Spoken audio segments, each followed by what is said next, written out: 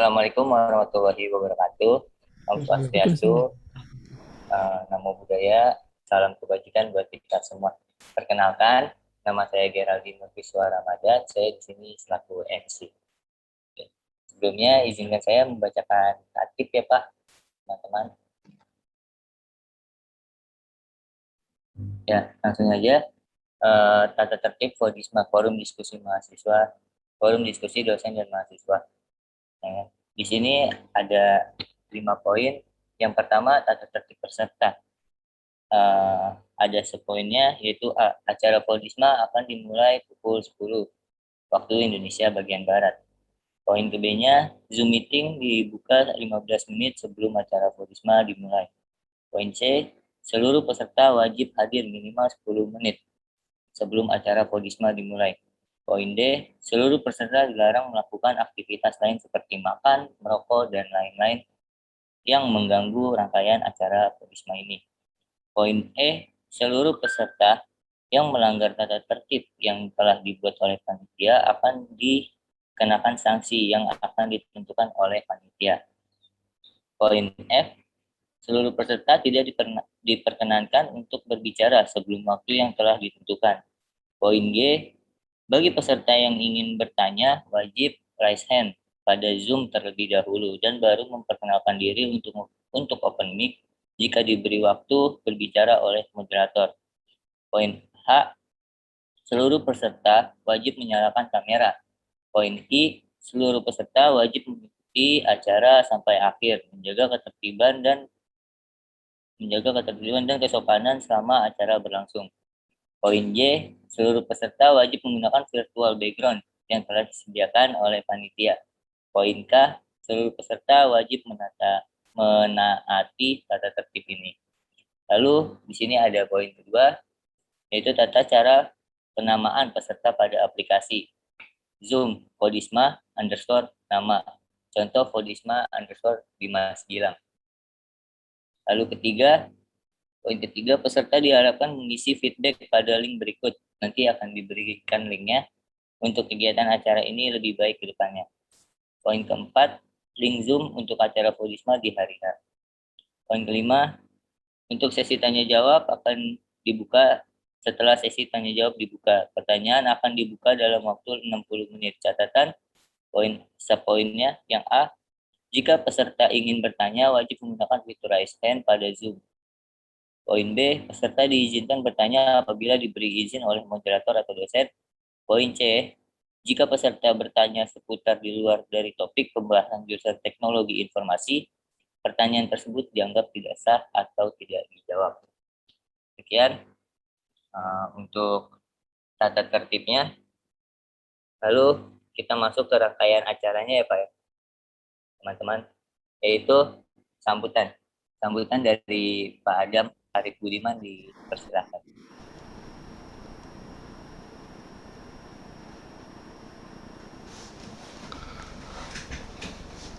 Biasanya yang ngasih sambutan yang bikin acara ya. Saya kan undangan di sini. Baik, assalamualaikum warahmatullahi wabarakatuh. Waalaikumsalam. Eh, Hari ini kita dapat Zoom ya, bertemu kembali dalam acara. eh, Nah ini acara apa ini? Fodisma ya, Forum Diskusi Dosen dan Mahasiswa. Nah, saya kira ini cukup bagus ya. Ini sudah berapa kali ya diadakan ya? Kalau nggak salah 2 kali ya. 2 kali ini ya. Saya sebagai ketua jurusan dan juga mewakili dosen-dosen di jurusan teknologi informasi juga mengucapkan terima kasih atas inisiatif yang di, dilakukan oleh yang pengurus HIMIFDA ya. Jadi kegiatan ini juga salah satu bagian dari cara kita berkomunikasi ya. Mungkin dari Anda ada yang ingin mengutarakan ide ya, mau mengutarakan saran dan sebagainya. Ya harapannya semua untuk perbaikan jurusan dan mahasiswa gitu. Ya semoga acara ini bisa berjalan dengan baik ya, secara ini konstruktif ya. Kalau ada yang mengkritisi ya silakan dikritisi, nanti kita akan memberi tanggapan ya semampu kami ya, karena memang kita itu hidup di dalam satu sistem ya, sistem universitas yang saling mendukung ya. Mungkin ada beberapa pertanyaan atau tanggapan yang tidak bisa kita puaskan jawabannya ya, mungkin karena ini terkait dengan bagian yang lain. Tapi ya silakan saja, tidak masalah, itu akan kami tampung saran-sarannya, kemudian begitu juga kritik-kritiknya. Dan pada Fordisma yang lalu pun juga beberapa sudah kami inikan apa itu kami lakukan ya saran-sarannya ya. Itu kalau nggak salah ada beberapa mahasiswa yang mengusulkan sesuatu waktu itu, saya lupa, dan itu sudah dikerjakan ya semampu kami ya, artinya ya sesuai dengan koridor yang ada di uh, universitas gitu. Ya harapannya nanti ada ide-ide yang kreatif untuk meningkatkan kualitas jurusan dan mahasiswa ya, terutama karena memang mahasiswa ini disorot juga ini untuk hal-hal yang terkait dengan prestasi ya. Ya saya kira itu nanti biar mengalir saja pertanyaannya. Kalau ada yang bertanya silahkan ya. Nggak usah sungkan-sungkan. Kalau malu langsung bertanya ya boleh di chat, nggak masalah ya. Saya sambil memantau chatnya. Tapi supaya untuk lebih sopan ya, mohon mahasiswa juga menyalakan kameranya supaya saya bisa juga melihat wajah-wajah manis mahasiswa jurusan Teknologi Informasi ya. Ya, saya kira itu ya. Terima kasih. Kami serahkan ke moderator. Baik, terima kasih Pak Adam atas sambutannya. Lalu kita beri sambutan lagi kepada Ketua Himpunan Himda, yaitu Muhammad Lutfi. Buat Bang Lutfi, dipersilakan. Ya, terima kasih untuk MC. Assalamualaikum warahmatullahi wabarakatuh. Terima kasih Pak Adam tadi sambutannya, dan terima kasih juga yang saya hormati dosen-dosen Universitas Dharma Persada, terutama di jurusan Teknologi Informasi. Jadi pada kesempatan kali ini, terima kasih juga nih Pak yang udah menyediakan Zoom buat teman-teman Himibda membuat kegiatan ya, seperti Fordisma kemarin, DevTalk, sharing knowledge juga. Jadi di kesempatan kali ini kita memang sudah rutin ya untuk mengadakan kegiatan forum diskusi dosen dan mahasiswa. Diharapkannya dari kegiatan ini kita bisa sama-sama evaluasi dan mengubah lah gitu untuk jadi lebih baik lagi. Untuk itu sih harapan dari saya seperti itu. Dan juga untuk teman-teman mahasiswa yang lain yang di luar organisasi, nggak apa-apa, kita di sini sharing bareng-bareng gitu. Kita di sini satu jurusan, jadi nggak boleh ada maksudnya kalau misalkan kita ada keluh kesah atau ada kekurangan, kita saling evaluasi di sini gitu. Namanya juga kan di sini forum diskusi, makanya teman-teman di sini kita ajak diskusi, terutama di jurusan Teknologi Informasi. Mungkin itu saja dari saya. Terima kasih. Sekian. Wassalamualaikum warahmatullahi wabarakatuh. Baik, terima kasih Bang Lutfi. Terima kasih Pak Adam selaku Ketua Jurusan, dan terima kasih Bang Lutfi selaku Ketua Himibda, dan terima kasih juga saya ucapkan untuk para dosen yang telah hadir di sini yang tidak bisa saya ucapkan satu-satu, tapi tidak mengurangi rasa hormat saya kepada Bapak Ibu sekalian. Dan terima kasih kepada teman-teman mahasiswa yang telah menyempatkan hadir untuk mengisi forum diskusi mahasiswa ini. Selanjutnya, biarkan saya jelaskan dulu sebentar ya dan sedikit saya tentang Fordisma ini. Jadi Fordisma ini adalah forum diskusi dosen dan mahasiswa. Tujuannya itu untuk yang tadi sudah dibilang sama Pak Adam, untuk kayak keluh kesah selama kita menjalani beberapa gitu ya kan mata kuliah gitu. Selanjutnya saya oper ke moderator. Di ini sudah ada kawan-kawan moderator, yaitu Kameta. Halo Kameta. Halo, ada Ya. suaranya Kak? Ada Kak. Oke, baik. Oke, Kameta bisa langsung aja Kameta ambil alih acara. Terima kasih Kak. Oke, baik.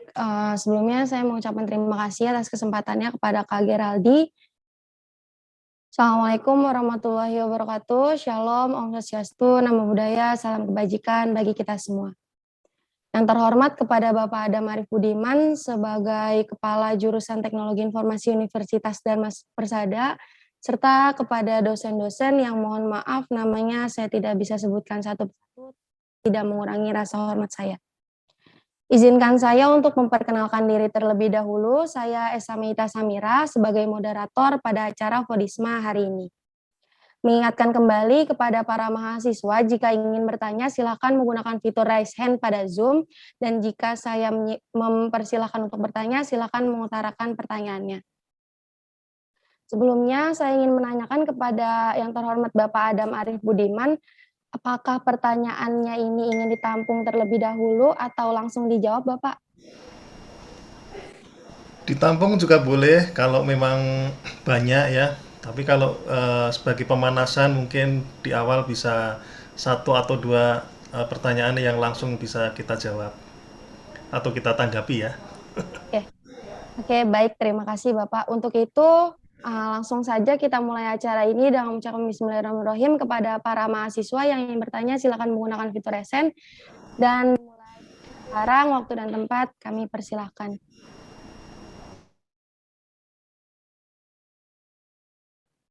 Oke, untuk pertanyaan pertama dari Naufal Farisi nih, Pak.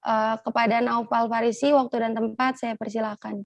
Ya, sebelumnya Assalamualaikum warahmatullahi wabarakatuh. Waalaikumsalam. Perkenalkan, nama saya Noval, mahasiswa Unsada dengan NIM 2017-230092. Saya mau tanya ke Pak Adam.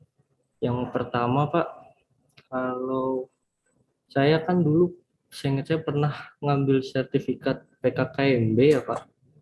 Namun saya lupa nih sertifikat tersebut di mana. Apakah ada solusinya, Pak? Apakah cetak kembali? Apakah harus mengikuti PKKMB kembali? Itu yang pertama. Yang kedua, Pak, ini kan saya sedang menunggu jadwal sidang seminar ya, Pak.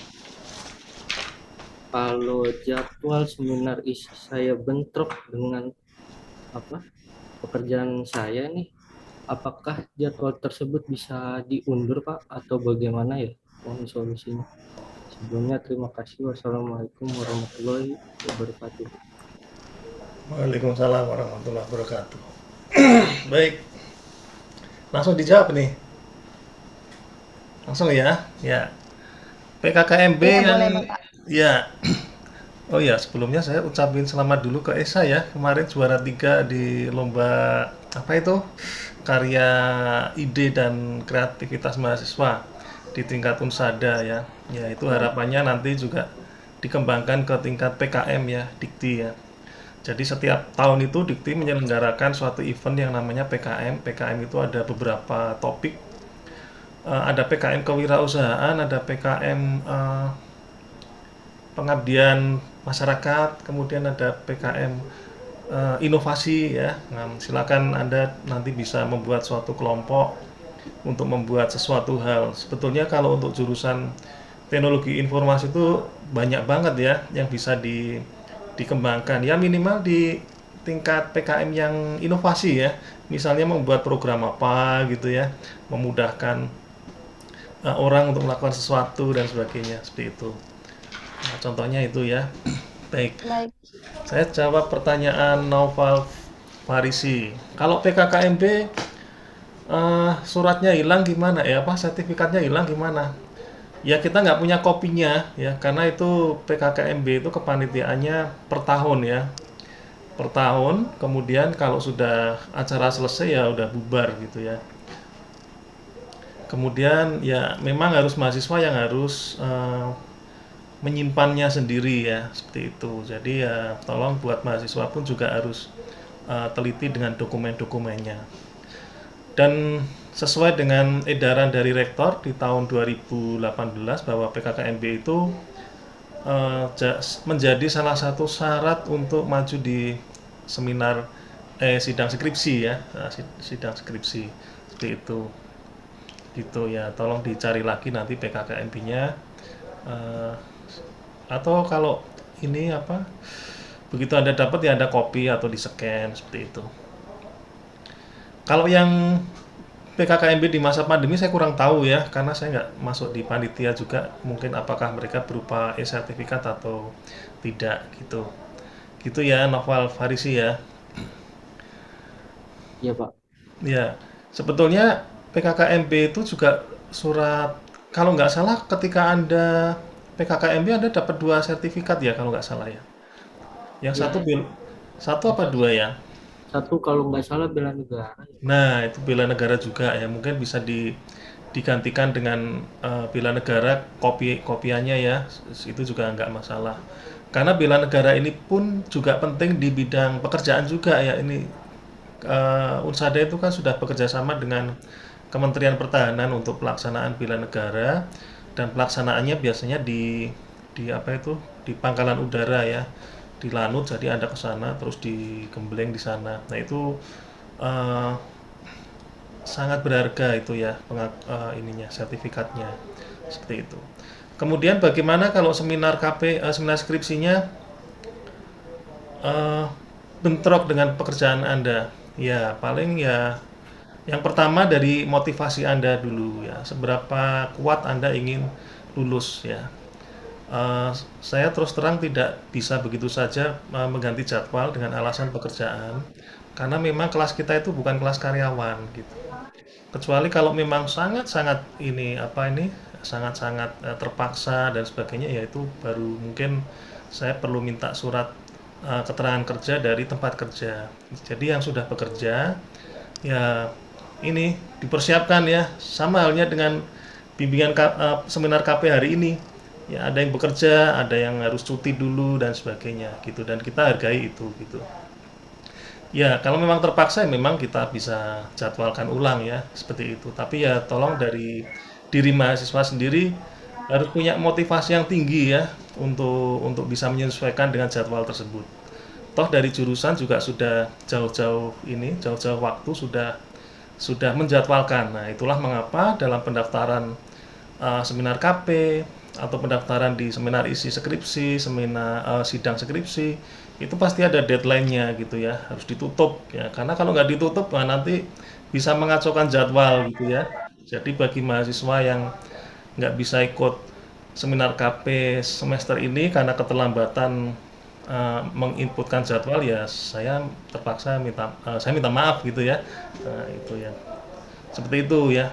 Gitu ya, Naufal Faris ya. Iya Pak. Gitu. Pak, maaf Pak. Ya. Itu kan kalau nggak salah syarat buat sidang akhir itu melampirkan sertifikat PKKMB ya Pak. Ya, betul. Kalau misalkan saya udah cari nggak ketemu tuh berarti Ya saya mungkin harus. bisa diganti bela negara boleh ya. Nah masalahnya bela Hilang negara juga saya ya. juga lupa Pak. Nah, ya Iya Pak. sudahlah, nggak usah lulus. Gimana ya Pak? Ya, nanti dicari pasti ketemu. Tenang aja ya. Aduh, saya lupa Pak. Oke, baik. Untuk Kak Ya nanti Novel, bisa apakah pakai apalah surat apa. Ya intinya kami nggak pingin menyusahkan Anda juga gitu ya, seperti itu ya. Kalau Anda memang ini ya gimana lagi sih kalau memang udah hilang, ya kan? Gitu ya Novel ya. Jadi pengganti lampirannya apa ya? Lampirannya ya mungkin digantikan oleh Cisco yang bela negara atau sertifikat pendukung penggantinya seperti itu. Kalau sertifikat pendukung seperti ISO gitu bisa Pak? ISO itu anu ya, apa itu pelatihan ya, pelatihan Iya PJK 3 gitu Pak. quality ya. Iya. Iya silakan aja. Oh iya, baik Pak. Terima kasih ya Pak. Ya. untuk Kak Novel sudah terjawab pertanyaannya? Iya Kak, sudah terjawab Kak. Oke, baik. Sebelumnya saya mengucapkan terima kasih kepada Pak Adam atas jawabannya. Kemudian ada yang mau nanya lagi nih Pak, untuk Ahmad Fikih, waktu dan tempat saya persilakan.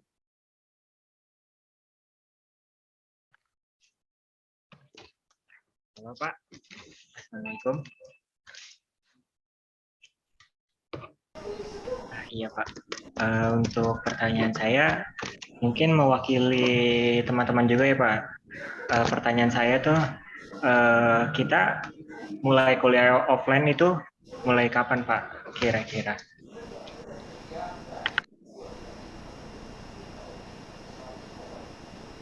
Oke, kuliah offline ya, kuliah di kampus ya. Eh, Iya Pak. Bentar saya jawab ini dulu.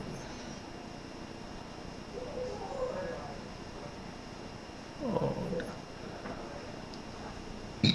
Ya, jadi untuk kuliah offline itu kemarin dilakukan simulasinya ya. Simulasi itu ya berarti untuk mengukur kesiapan kampus untuk menghadapi kuliah offline.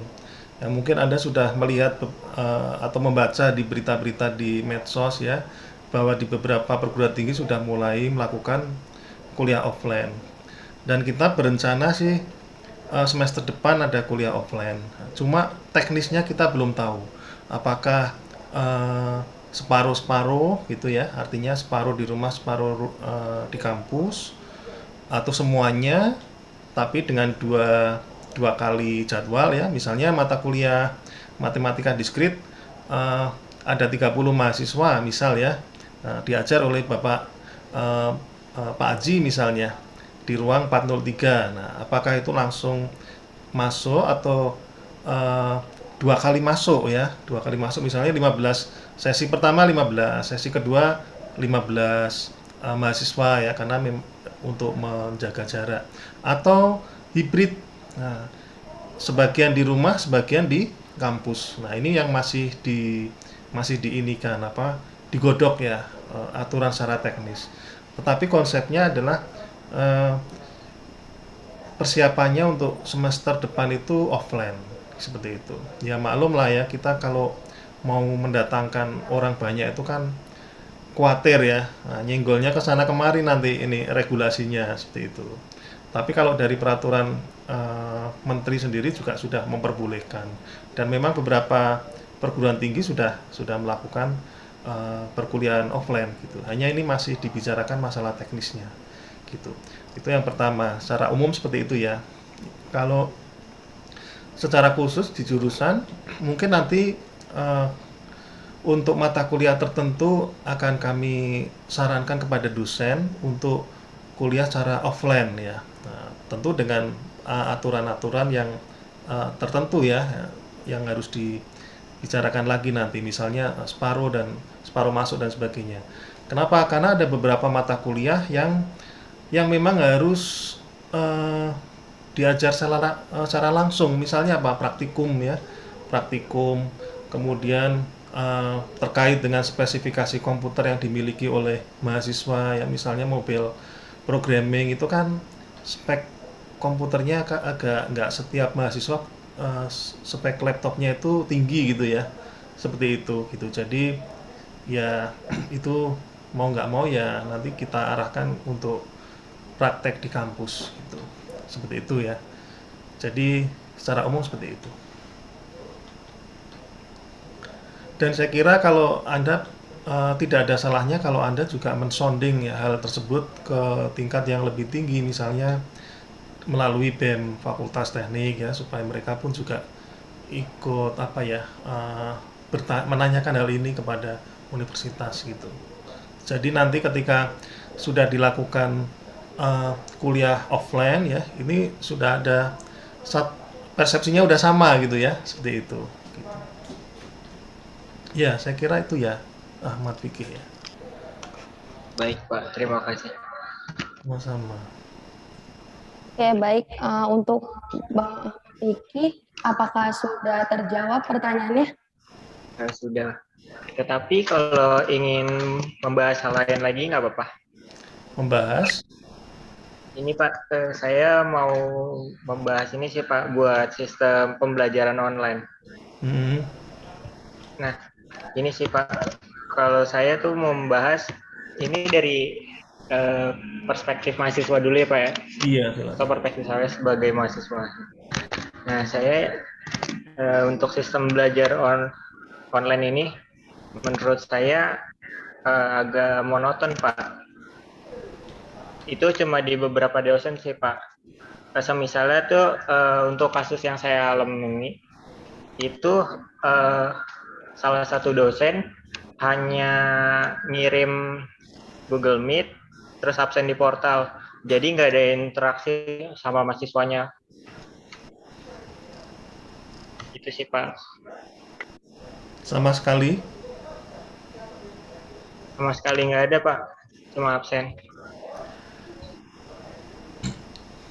Ya, kalau di aturan eh, atau apa ya, pedoman apa peraturan akademiknya pembelajaran selama selama daring ya, minimal 4 kali harus tatap muka. Kemudian setelah itu boleh tidak tatap muka tapi digantikan dengan cara yang lain, misalnya rekaman video ya, kemudian pemberian modul-modul dan sebagainya. Nah, kalau yang seperti ini ya, kalau ada seperti ini ya silakan Anda sampaikan saja, enggak apa-apa. Nanti itu sebagai bahan evaluasi di jurusan untuk perbaikan ke depan gitu. Baik Pak. Dan di akhir kuliah kan ada ini juga ya, ada apa itu? EDOM ya. EDOM itu ini loh, kuesioner itu loh. Kuesioner kalau ya kan Ya, adalah apa namanya tuh di si akad captionnya apa saya lupa. Ya diisi saja enggak masalah. Itu kita ini kok. Kemudian kalau ada kasus khusus-khusus, kasus-kasus yang khusus seperti ini, enggak masalah Anda sampaikan ke Kajur langsung, ke saya langsung nggak masalah. Gitu. Karena kami tiap akhir semester, setiap mau UTS dan UAS itu selalu ada rapat dengan fakultas. Itu ada fakultas untuk memonitor jalannya pelaksanaan pengajaran. Nah, kalau sudah ada masukan-masukan itu kan nanti bisa kita sampaikan dalam rapat tersebut. Begitu. baik Pak. Iya. Tetapi nanti misalnya masih kuliah online, untuk platformnya harus menggunakan Zoom Pak. Oh, iya. Ada yang lebih baik mungkin dari Zoom mungkin. Ini sih Pak, kalau saya ngelihat beberapa kampus luar itu menggunakan Gathertown Pak. Apa? Gathertown. Etherton? Gathertown. Jadi itu aplikasinya video conference, tetapi kayak ada interaksinya. Jadi kita kayak main game, tapi video Oh, conference. iya iya iya. Kayak gitu Pak. Pernah coba saya. Cuma eh, yang ada tempat duduknya, terus kalau kamu masuk, Iya. kamu tempat duduk di situ itu kan. Iya iya iya. Nah iya Pak. Ya, Jadi pernah kayak saya pernah. kita tuh nggak cuma diem duduk Nah, dengerin dosen materi kayak gitu Pak. Jadi kita iya bisa interaksi, iya iya. jalan-jalan Nah, oh sama. iya, satu hal lagi ya, nggak semua dosen juga melek IT ya. Jadi ya, terutama yang bukan dosen IT ya mungkin kalau itu harap dimaklumi ya. Tapi bagus juga sarannya Gatherton. Nanti kita tindak lanjuti nih. Ini mumpung ada Pak Haji. Pak Haji ini biasa suka ngasih pelatihan hal-hal yang baru ya. Seperti apa kemarin Pak Haji ngasih pelatihan apa ke dosen-dosen itu yang forum itu loh, yang banyak dipakai untuk programmer itu. Discord, Pak. Hah? Discord. Discord ya, pernah seperti itu ya. Nanti mungkin bisa dikenalkan juga nih Gatherton ya. Saya pernah sekali aja itu klik-klik, oh kayak gini toh ya udah gitu ya. Gitu. Ya, tapi idenya kami tampung. Oke. Baik Pak. Terima kasih Pak. Ya, sama-sama. Baik, apakah kepada Saudara Ahmad Fikih sudah terjawab semua pertanyaannya? Sudah. Oke, baik. Terima kasih kepada Bapak Adam Arif Budiman atas jawabannya, dan terima kasih kepada Saudara Ahmad Fikih atas saran dan masukannya. Selanjutnya, saya akan mempersilakan kepada Saudara Stephen untuk melontarkan pertanyaannya. Waktu dan tempat saya persilakan. atas waktunya. Semuanya, rekan-rekan, teman-teman, serta Pak Adam. Izin bertanya Pak terkait jadwal sisi Pak. Dimulai dari tanggal 20 Januari. Sampai sekarang belum ini aku cek di Google itu belum ada data siapa-siapa aja yang itu kapan update-nya Pak. Lalu mendadak takutnya ada yang dipersiapkan dengan itu Pak. Terima kasih. Iya. Terkait jadwal ya. Iya, jadi sebetulnya ini ya, ini buka rahasia dikit ini. Sebetulnya jadwalnya sudah ada di web ya. Tapi kita undurkan beberapa hari. Nah, gitu supaya mahasiswa bisa yang telat sehari 2 hari bisa masuk. Itu tujuannya seperti itu. Tapi kalau misalnya sudah diundurin sekian hari, kalau masih ada yang misalnya Google Form-nya udah ditutup terus Anda protes ya, itu nggak saya tanggapin. Kenapa? Karena di web ya ditutup misalnya tanggal 10. Nah, Anda ikutin yang di web saja gitu ya, ikutin yang di web saja. Masalah nanti tanggal 11 Anda masih bisa masuk, is okay gitu. Gitu. Jadi itu sebetulnya relaksasi istilahnya ya. Relaksasi dari jurusan untuk memberi kelonggaran ya. Kalaupun sudah diberikan relaksasi ternyata ada memang telat, ya berarti memang mahasiswanya yang memang telat, makanya tidak saya tanggapin gitu ya. Kalau misalnya kayak kemarin ada yang di seminar KP daftar protes, Pak saya belum daftar nih gitu. Protesnya tanggal 15. Nah saya kan tinggal bilang coba lihat di web tanggal kapan terakhir pendaftaran. Oh tanggal 10 ya sudah gitu. Gitu ya. Ya itu salah satu cara untuk sebetulnya untuk saya nggak ingin menyulitkan mahasiswa sebetulnya, jadi kita beri kelonggaran lah seperti itu. Tapi kalau udah ditutup ya sudah gitu ya gitu. Dan mahasiswa melihatnya yang berdasarkan di webtif saja gitu. Nah kemudian untuk seminar isi kapan? Nah, insya Allah saya lihat kalender dulu ya. Kemungkinan saat UAS ya, kemungkinan saat UAS, karena ini kan yang ikut seminar isi biasanya sudah tidak banyak mengikuti perkuliahan. Tanggal 25, tanggal 25, jadi nah ini buka rahasia dikit juga nih. Tanggal 22 ini Google Form sudah saya tutup untuk pendaftaran seminar isi, tanggal 22. Anda lihat di webtif tanggal berapa? Tanggal 16 kan? Nah, berarti ada kelonggaran hampir seminggu. Nah, kalau tanggal 22 saja udah nggak ngejar ya sudah, ya mungkin lebih baik semester depan gitu. Tapi untuk menjawab pertanyaan Stephen Blanco, tanggal 25 kami mulai seminar isi di saat UAS ya. Jadi yang KP sudah selesai, sudah bisa mengikuti UAS dengan tenang. Yang seminar isi yang sudah kebanyakan pesertanya tidak ambil mata kuliah ya, ambil sih ada beberapa 1 atau 2 bisa ikut seminar isi gitu ya Stephen ya. Jadi yang skripsinya ini masih ada kesempatan nih sampai besok Sabtu. Daftarnya loh ya, daftarnya bukan ininya, bukan pembuatannya. Ya, silakan. Gitu ya. Makasih Baik. Pak. Sama-sama Stephen. Baik, untuk Saudara Stephen, apakah sudah terjawab semua pertanyaannya? Oke, baik, mungkin sudah. Terima kasih kepada Pak Adam atas jawabannya. Selanjutnya saya akan membuka sesi tanya jawab yang berisi dengan 3 penanya. Kepada Saudara Ageng Prayogi, waktu dan tempat saya persilakan. Mohon maaf, Pak Adam, yang saya tanyakan itu silabus mata kuliahnya itu dibuat oleh siapa ya? Kalau misalnya dibuat oleh Ajur yaitu Pak Adam, seharusnya mata kuliahnya itu materinya sama dari setiap dosen.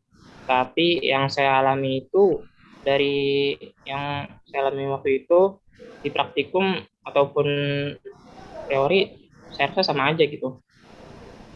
Kira-kira dari Pak Adem tanggapannya gimana ya? Ya, kalau yang membuat materi tentu bukan saya ya. Jadi kalau dari jurusan hanya memberikan suatu RPS saja ya, rancangan perkuliahan semester gitu. Jadi untuk isi materi sendiri diserahkan kepada dosen masing-masing. Tapi sebagai informasi dari Ageng ya mungkin akan kami tindak lanjuti supaya nanti pengelolaan materi menjadi lebih baik lagi ya. Memang di beberapa kampus memang ada tim khusus ya yang membuat materi-materi yang terkait dengan mata kuliah tersebut gitu. Bahkan kadangkala kalau ada dosen yang ngajar itu ya sudah langsung dikasih materinya, tinggal ngomong, silahkan ngomong Pak, ini materinya ini gitu ya. Ada yang seperti itu gitu.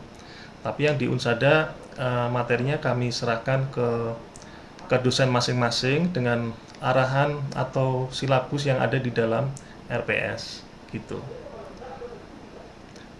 Nah, tapi kalau misalnya memang ada masukan dari Ageng Prayogi tentang kok sangat beda banget gitu ya antara RPS yang ada di ini ya akan kami ini kan ya, akan kami perbaiki nanti.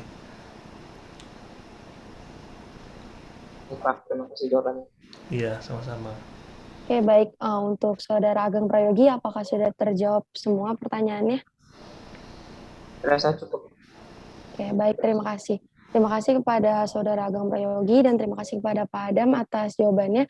Kemudian saya akan membuka kembali bagi para mahasiswa yang ingin bertanya, silakan menggunakan fitur raise hand pada Zoom. Jika dipersilakan untuk saya melontarkan pertanyaannya, maka harus melontarkan pertanyaannya. Pada para mahasiswa, waktu dan tempat, saya persilakan.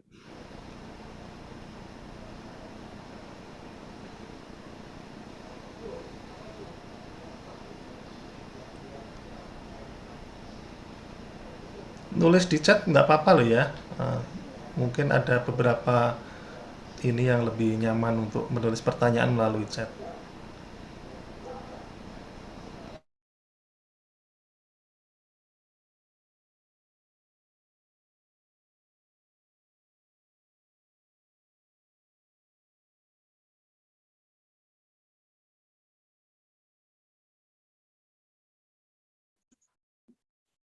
Oh iya Pak Adam, maaf boleh bertanya lagi Bapak? Iya, silakan. Tadi baru keinget tadi diundur tanggal seminar isinya itu tanggal 25 tepatan dengan pelaksanaan UAS. Tadi Pak Adam menyampaikan bahwa kalau yang ngambil skripsi itu rata-rata mata kuliahnya udah tinggal dikit. Nah, pertanyaannya berarti gini Pak, kalau misalnya jadwal yang ditentukan itu bentrok dengan jadwal yang mungkin ada beberapa jadwal mata kuliah yang masih diambil dan itu bentrok. Nah, itu bagaimana ya Pak? Lapor ke saya untuk minta jadwal ulang gitu. Paling akan saya tanya, kamu kuliahnya jam berapa? Oh, jam 8 misalnya. Ya sudah, nanti siang gitu ya. Nanti bisa kami koordinasikan dengan penguji gitu. Jadi kita juga maklum dengan hal-hal tersebut ya gitu. Apalagi kalau nggak UAS kan repot ya. Ya. Baik Bapak, terima kasih Pak. Iya, sama-sama. Baik, terima kasih Adam atas jawabannya. Mungkin kepada mahasiswa aktif yang lainnya yang ingin bertanya, silakan menggunakan fitur raise hand atau menggunakan fitur chat di Zoom. Waktu dan tempat saya persilakan.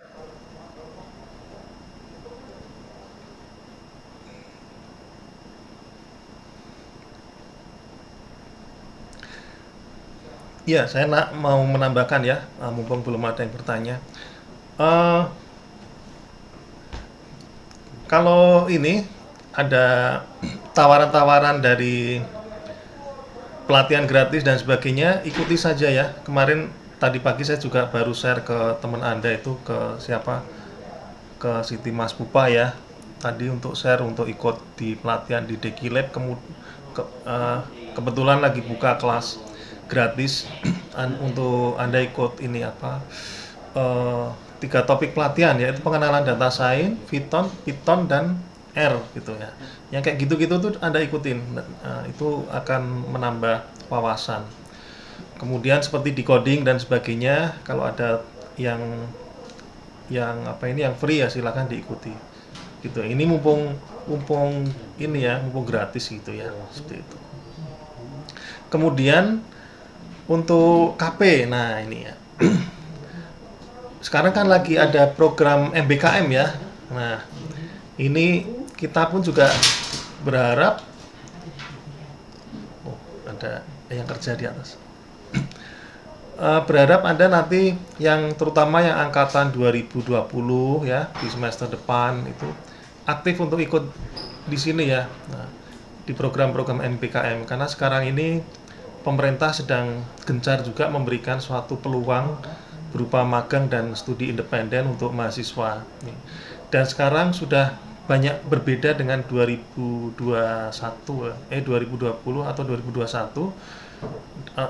2022 ini banyak pilihannya, terutama yang bidang IT gitu. Nah, kalau kemarin kan mungkin ada beberapa kakak kelas Anda yang ambil Indonesia Indonesia Mengajar ya kalau nggak salah. Indonesia Mengajar, pejuang muda dan sebagainya yang mungkin agak jauh ya dengan hubungannya dengan IT. Yang sekarang ini mulai tahun ini mulai banyak ya. Silahkan Anda pilih ya. Seperti itu. Nah, nanti itu dihargai dengan 20 SKS gitu. 20 SKS kan lumayan termasuk KP. Nah, ini jadi KP-nya ini nanti supaya lebih berkualitas ya KP-nya gitu ya. Syukur-syukur dapat di perusahaan yang startup atau mungkin perusahaan BUMN dan sebagainya. Seperti itu gitu. Kemudian untuk angkatan berapa ya? 2000 yang sekarang semester 5 berapa? Angkatan tahun berapa ya sekarang semester? Saya tuh semester berapa? Semester 5, Pak. Semester 5. Berarti yang sekarang semester 5, kalau memang nilai Anda bagus, coba nanti mendaftar di magang BUMN ya. Magang BUMN itu sekarang syarat minimalnya semester 7 gitu ya, seperti itu. Nah, itu bisa jatah SKS-nya kalau magang BUMN itu 4 itu. KP bisa digantikan dengan itu gitu. Jadi Anda di samping mengambil mata kuliah KP juga punya pengalaman magang bekerja di suatu perusahaan. Seperti itu ya. Ya itu tentang MBKM. Memang secara kurikulum sekarang belum dibentuk kurikulumnya, tapi kami sudah memiliki bayangan nantinya untuk konversi MBKM-nya itu akan ditaruh di mana gitu.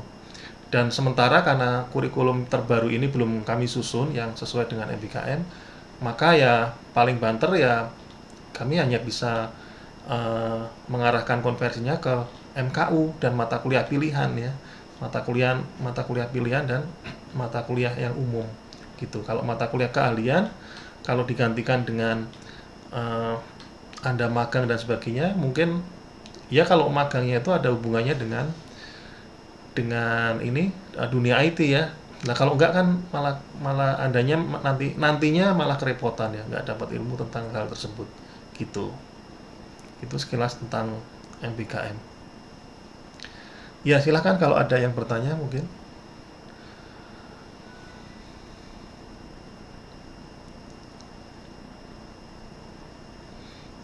Sudah ada yang banyak nih. Ya. Udah ada yang tanya nih, Pak. Oke, ya.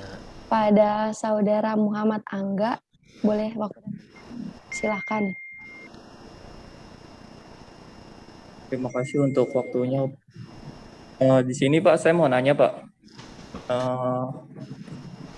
Kan jurusan kita berubah dari teknik informatika menjadi teknologi informasi ya Pak.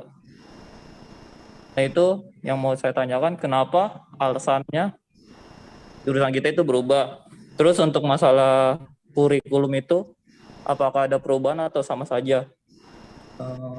Itu aja sih Pak, mau tanyain. Ya, kenapa kok berubah ya? Karena memang waktu itu dari rektorat dan jurusan ingin mengakomodasi program studi yang terkait dengan IT ya, supaya cakupannya lebih luas gitu. Nah, bagaimana dengan mata kuliahnya? Ya, jelas nanti akan ada perubahan mata kuliah ya, atau kurikulumnya akan berubah gitu, akan disusun ulang. Ya, di samping memang ada perubahan nama juga karena memang ada tuntutan kebutuhan untuk merubah kurikulum ya. Jadi dalam Undang-Undang Dikti itu dikatakan minimal setiap 2 tahun sekali ada peninjauan kurikulum. Nah, kita sudah lebih dari 2 tahun ya. Nah, mau nggak mau ya harus disesuaikan kurikulumnya ya, mengikuti perkembangan zaman gitu. Ya, saya kira itu ya, Muhammad Angga ya.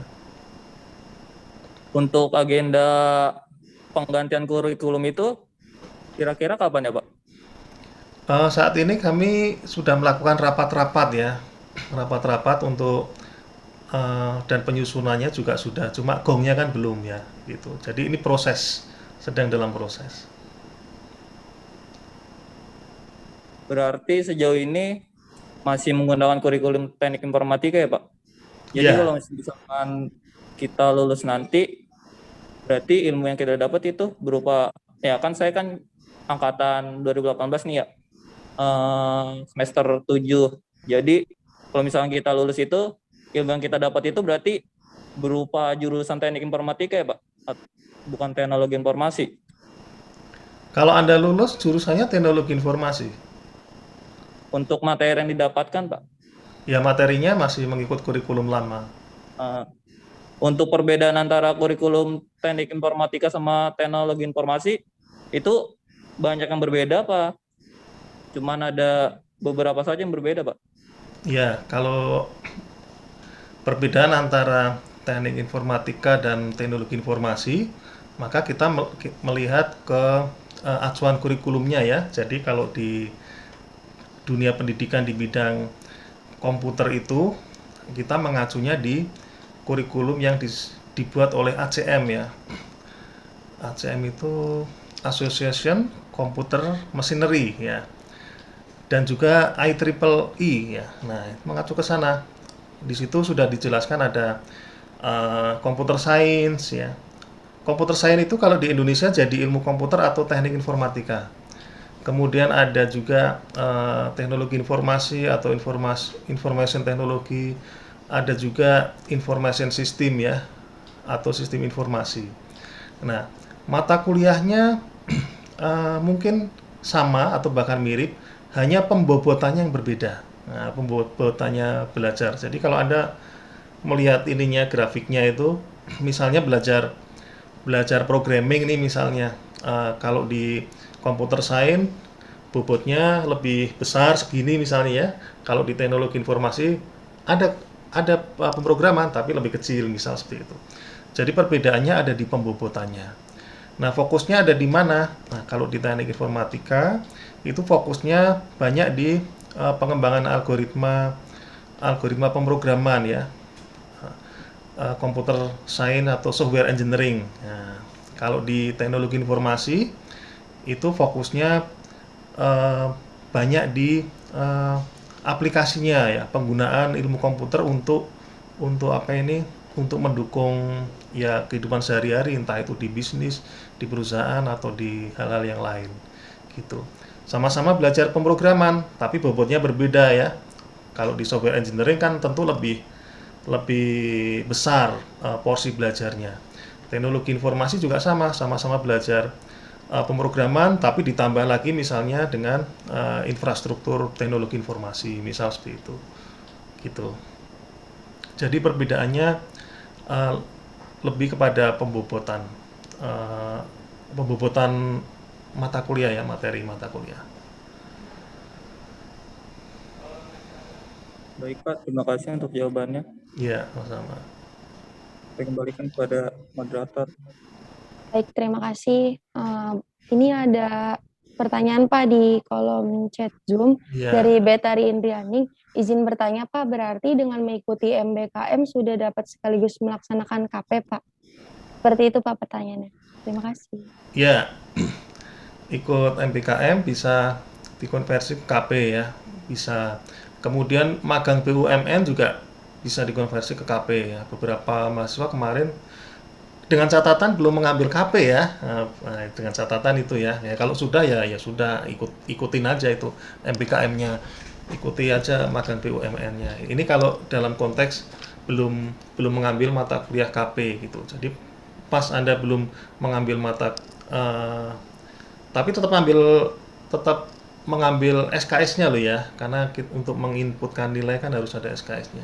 Jadi ini konteksnya kalau misalnya Anda belum melaksanakan seminar KP, belum ada nilainya, kemudian Anda berencana untuk mengganti dengan magang BUMN atau magang MBKM, ya itu bisa gitu.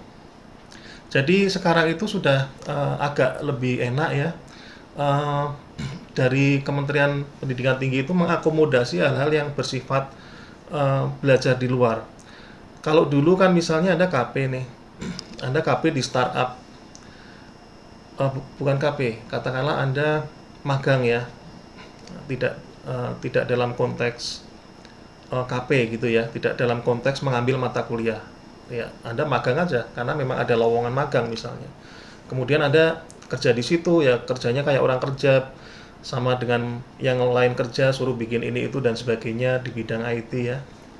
Tapi waktu itu kan tidak diakui sebagai KP, tidak diakui sebagai SKS. Nah, sekarang hal-hal seperti itu diakui ya. Tentu syarat dan ketentuannya berlaku, yaitu perusahaannya yang sudah terafiliasi ke Kementerian Pendidikan Tinggi gitu ya. Seperti contoh kemarin kalau Anda ikut sosialisasi MBKM dengan Vokasio ya misalnya. Nah, contohnya seperti itu. Kalau misalnya Anda ikut, kemudian itu diwadahi dengan yang namanya MBKM atau diwadahi dengan yang namanya magang BUMN. Nah, seperti itu. Jadi ini lebih enak sekarang lah gitu. Begitu ya, Pitari ya. Baik Pak, terima kasih Pak atas jawabannya. Kemudian ada pertanyaan lagi Pak dari Andika Nur Firdaus. Izin bertanya Pak, jika mengikuti MBKM kira-kira SKS yang dikonvert sesuai apa ya Pak? Seperti itu Pak, terima kasih. Ya, dari peraturan pemerintah itu yang dikonvert maksimal 20 SKS, maksimal loh ya. Bukan harus 20 ya, maksimal 20 SKS. Artinya aktivitas-aktivitas belajar di luar universitas, apapun bentuknya, misalnya magang, magang, kemudian studi independen dan sebagainya, itu dihargai oleh pemerintah itu maksimal 20 SKS. Nah, seperti yang saya bilang di awal tadi bahwa kurikulum kita kan masih menggunakan kurikulum yang lama ya kan, 2017. Nah, belum, sehingga konversi tadi belum terakomodasi ke kurikulum yang lama gitu ya. Nah, oleh karena itu jurusan berinisiatif gitu. Kalau yang nanti tahun ini ya, tahun 2022 nih ya, kalau ada mahasiswa yang ikut MBKM, maka ini inisiatif ya, karena belum ada aturannya kan, otomatis Kajur harus membuat suatu inisiatif tertentu untuk mempercepat proses tersebut gitu ya. Karena kita juga nggak pingin menghalangi Anda untuk ikut kegiatan seperti ini. Nah, balik lagi ke konversinya ya. Maka konversinya apa?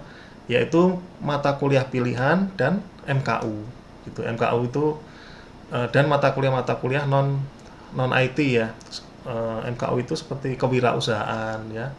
Mata kuliah pilihan itu yang seperti data warehouse, data mining, yang berkode P ya, seperti itu. Nah, itu diambilkan dari situ. Nah, nanti kalau ada kurikulum yang baru yang akan disusun nanti, maka akan dibuatkan slot khusus untuk untuk mengakomodasi konversi tadi. Sifatnya bisa menambah atau sifatnya bisa mengkonversi gitu. Atau bahkan mungkin berupa pengakuan ya. Pengakuan berupa surat keterangan ya, dalam bentuk SKPI dan sebagainya gitu.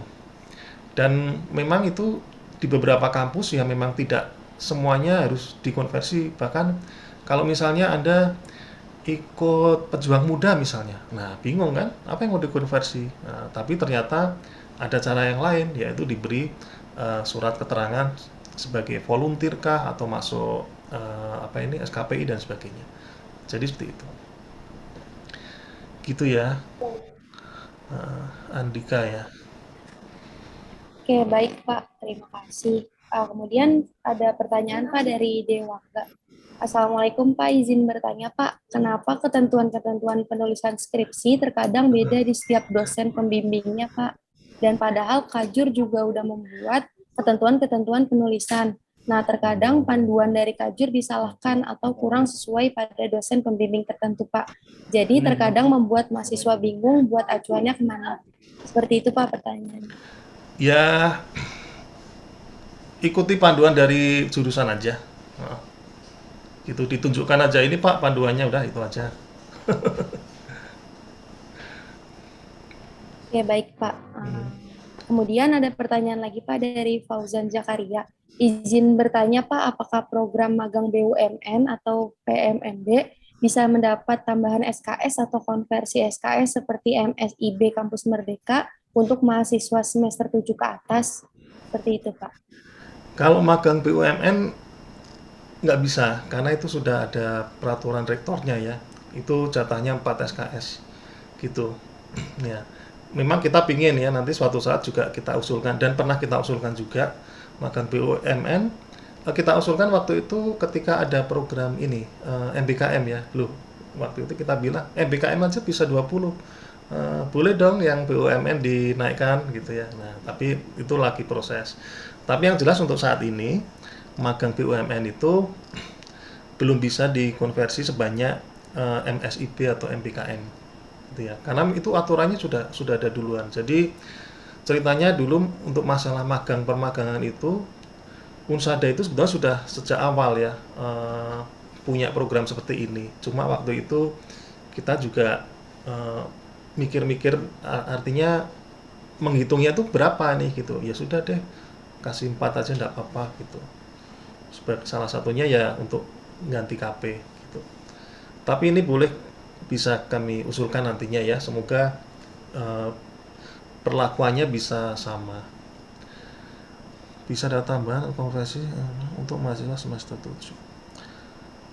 Ya, tapi kalau Anda semester 7 misalnya dapat konversi 20 SKS kan juga nggak mungkin juga kan, kalau Anda memang mata kuliahnya sudah nggak sampai 20 SKS gitu. Tapi dari pertanyaan, dari diskusi saya dengan peserta MSIB yang sudah, mereka rata-rata lebih senang dengan ininya, kesempatan yang diberikannya gitu. Karena ya memang ya mereka juga tahu ya, sadar ya, karena kalau mata kuliahnya yang mau dikonversi apa, karena memang sudah mau lulus. Tapi yang penting adalah kesempatan diterimanya ini loh ya. Kan ini nggak mudah gitu ya, mahasiswa sudah dapat kesempatan untuk magang itu kan telah melakukan banyak saringan gitu. Tuh, ini yang dicari oleh mahasiswa ini ya, pengalamannya ya gitu. Baik, terima kasih Pak Adam. Kemudian ada pertanyaan lagi Pak dari Sofi. Izin bertanya Pak, saya kan mahasiswi pindahan. Untuk nanti pada saat mengajukan skripsi, saya harus melampirkan sertifikat PPKMB yang dari Unsada atau yang dari kampus yang telah saya ikuti sebelumnya Pak. Seperti itu Pak. Iya. Sofi ya. Sofi mana nih? Oh, Sofi ini mahasiswa pindahan. Ya kalau dari kampus sebelumnya ada ya silahkan dilampirkan, enggak masalah. Gitu ya, Baik. Sofi ya.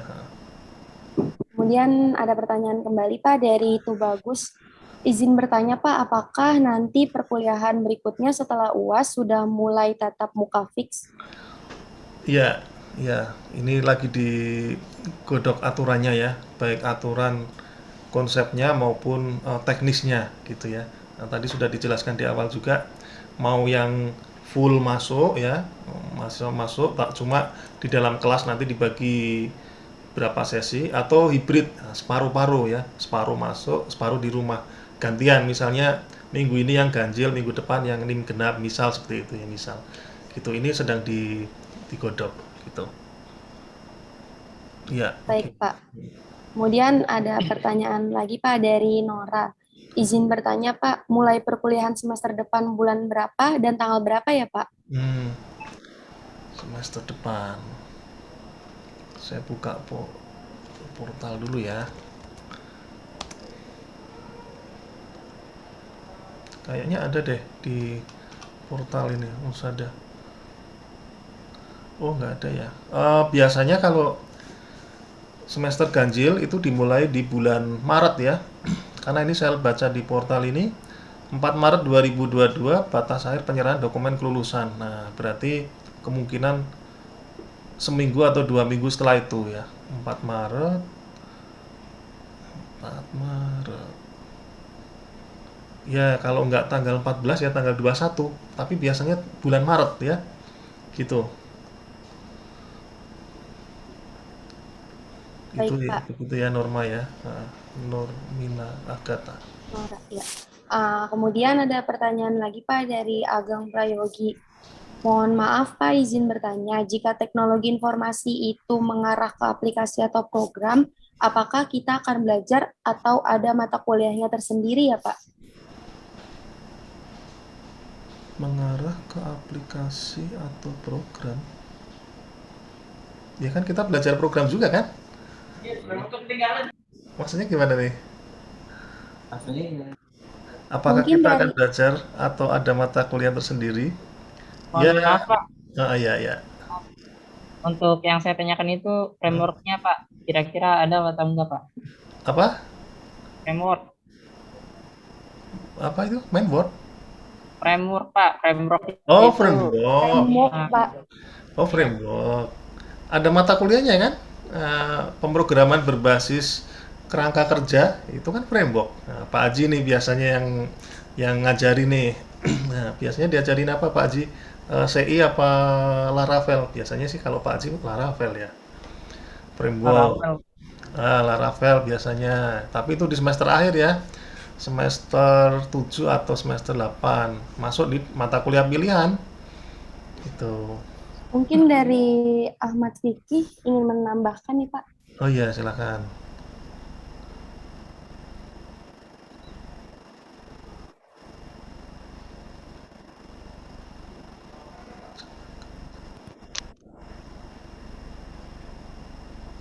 Halo Pak, Iya. ada suaranya. Nah, baik Pak. Nah, kalau untuk masalah framework, kenapa sih Pak kita belajar frameworknya itu di akhir-akhir? Sedangkan kalau misalnya kita lihat dunia industri ya Pak, dunia industri ini sendiri itu kebanyakan kalau yang saya pribadi lihat itu kebanyakan menggunakan framework Pak. Iya. Ya. Oke.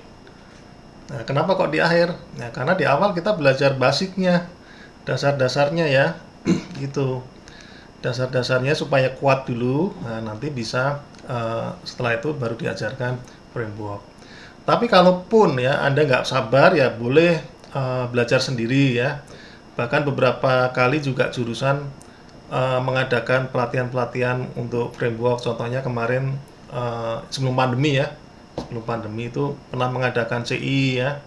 Pernah mengadakan pelatihan Laravel dan sebagainya seperti itu. Ya itu sebetulnya dalam rangka untuk mempercepat ya pemahaman mahasiswa terhadap teknologi gitu. Jadi kalau Anda mengandalkan mata kuliah, kemudian mengandalkan ilmu yang ada dari dosen, ya memang pasti ketinggalan gitu ya. Artinya ketinggalan itu bukan tidak berguna enggak ya, tapi karena memang tahapannya itu seperti itu. Jadi kalau memang ingin cepat belajar ya itu tadi belajar secara mandiri gitu ya. Dan dari jurusan juga pernah ngadain seperti itu. Bahkan di MIFDA kalau nggak salah pernah ngadain ya itu ya apa itu pelatihan-pelatihan yang terkait dengan framework seperti itu. Nah, gitu. Karena kalau ditaruh di depan di awal-awal nanti bingung juga karena basicnya juga nggak belum kuat istilahnya. Gitu. Ya Tapi mungkin Pak Haji boleh nambah yang Yang kira-kira framework Pak. terkait framework ya. Ya ini sebenarnya ini diskusi panjang ya antar dosen tuh dulu kan Betul. isunya kan mengenai fondasinya ya atau basic dasar dari programmingnya itu yang mau dikuatin gitu. Makanya ditaruh di paling belakang gitu. Dan itu juga kadang-kala memang jadi kalau di kelas saya juga kadang-kala jadi pertanyaan besar gitu, kenapa baru dikajarin sekarang gitu. Ya memang itu sih Pak dilemanya Pak kita. Ya memang kalau saat ini sekarang ini memang sudah zamannya framework ya. Kalau saya lihat di lapangan juga rata-rata memang untuk job seeker juga minimal kenal framework, paling nggak dia tahu dan dia paham OP-nya. Sebenarnya itu sih kalau untuk framework bisa dipelajari kalau dia udah tahu dasarnya. Memang masalahnya itu ya di basic OP-nya kadang-kala mahasiswa kita tuh yang masih harus banyak belajar ya, kayak konsep mengenai kelas inheritance itu kadang-kala masih belum ngerti, belum paham gitu. Nah, kalau dicemplungin langsung ke framework, mereka jadi bingung juga nanti ini buat apa. Jadi akhirnya nanti acuannya mereka tuh rata-rata dia dari tutorial, dari ini gitu. Tapi secara konsep basicnya itu yang kadang-kala memang harus dikuatkan gitu. Sebenarnya opsi aja sih Pak, kalau memang misalnya mau diturunin ke misalnya mungkin pertengahan semester gitu ya, bisa juga sih.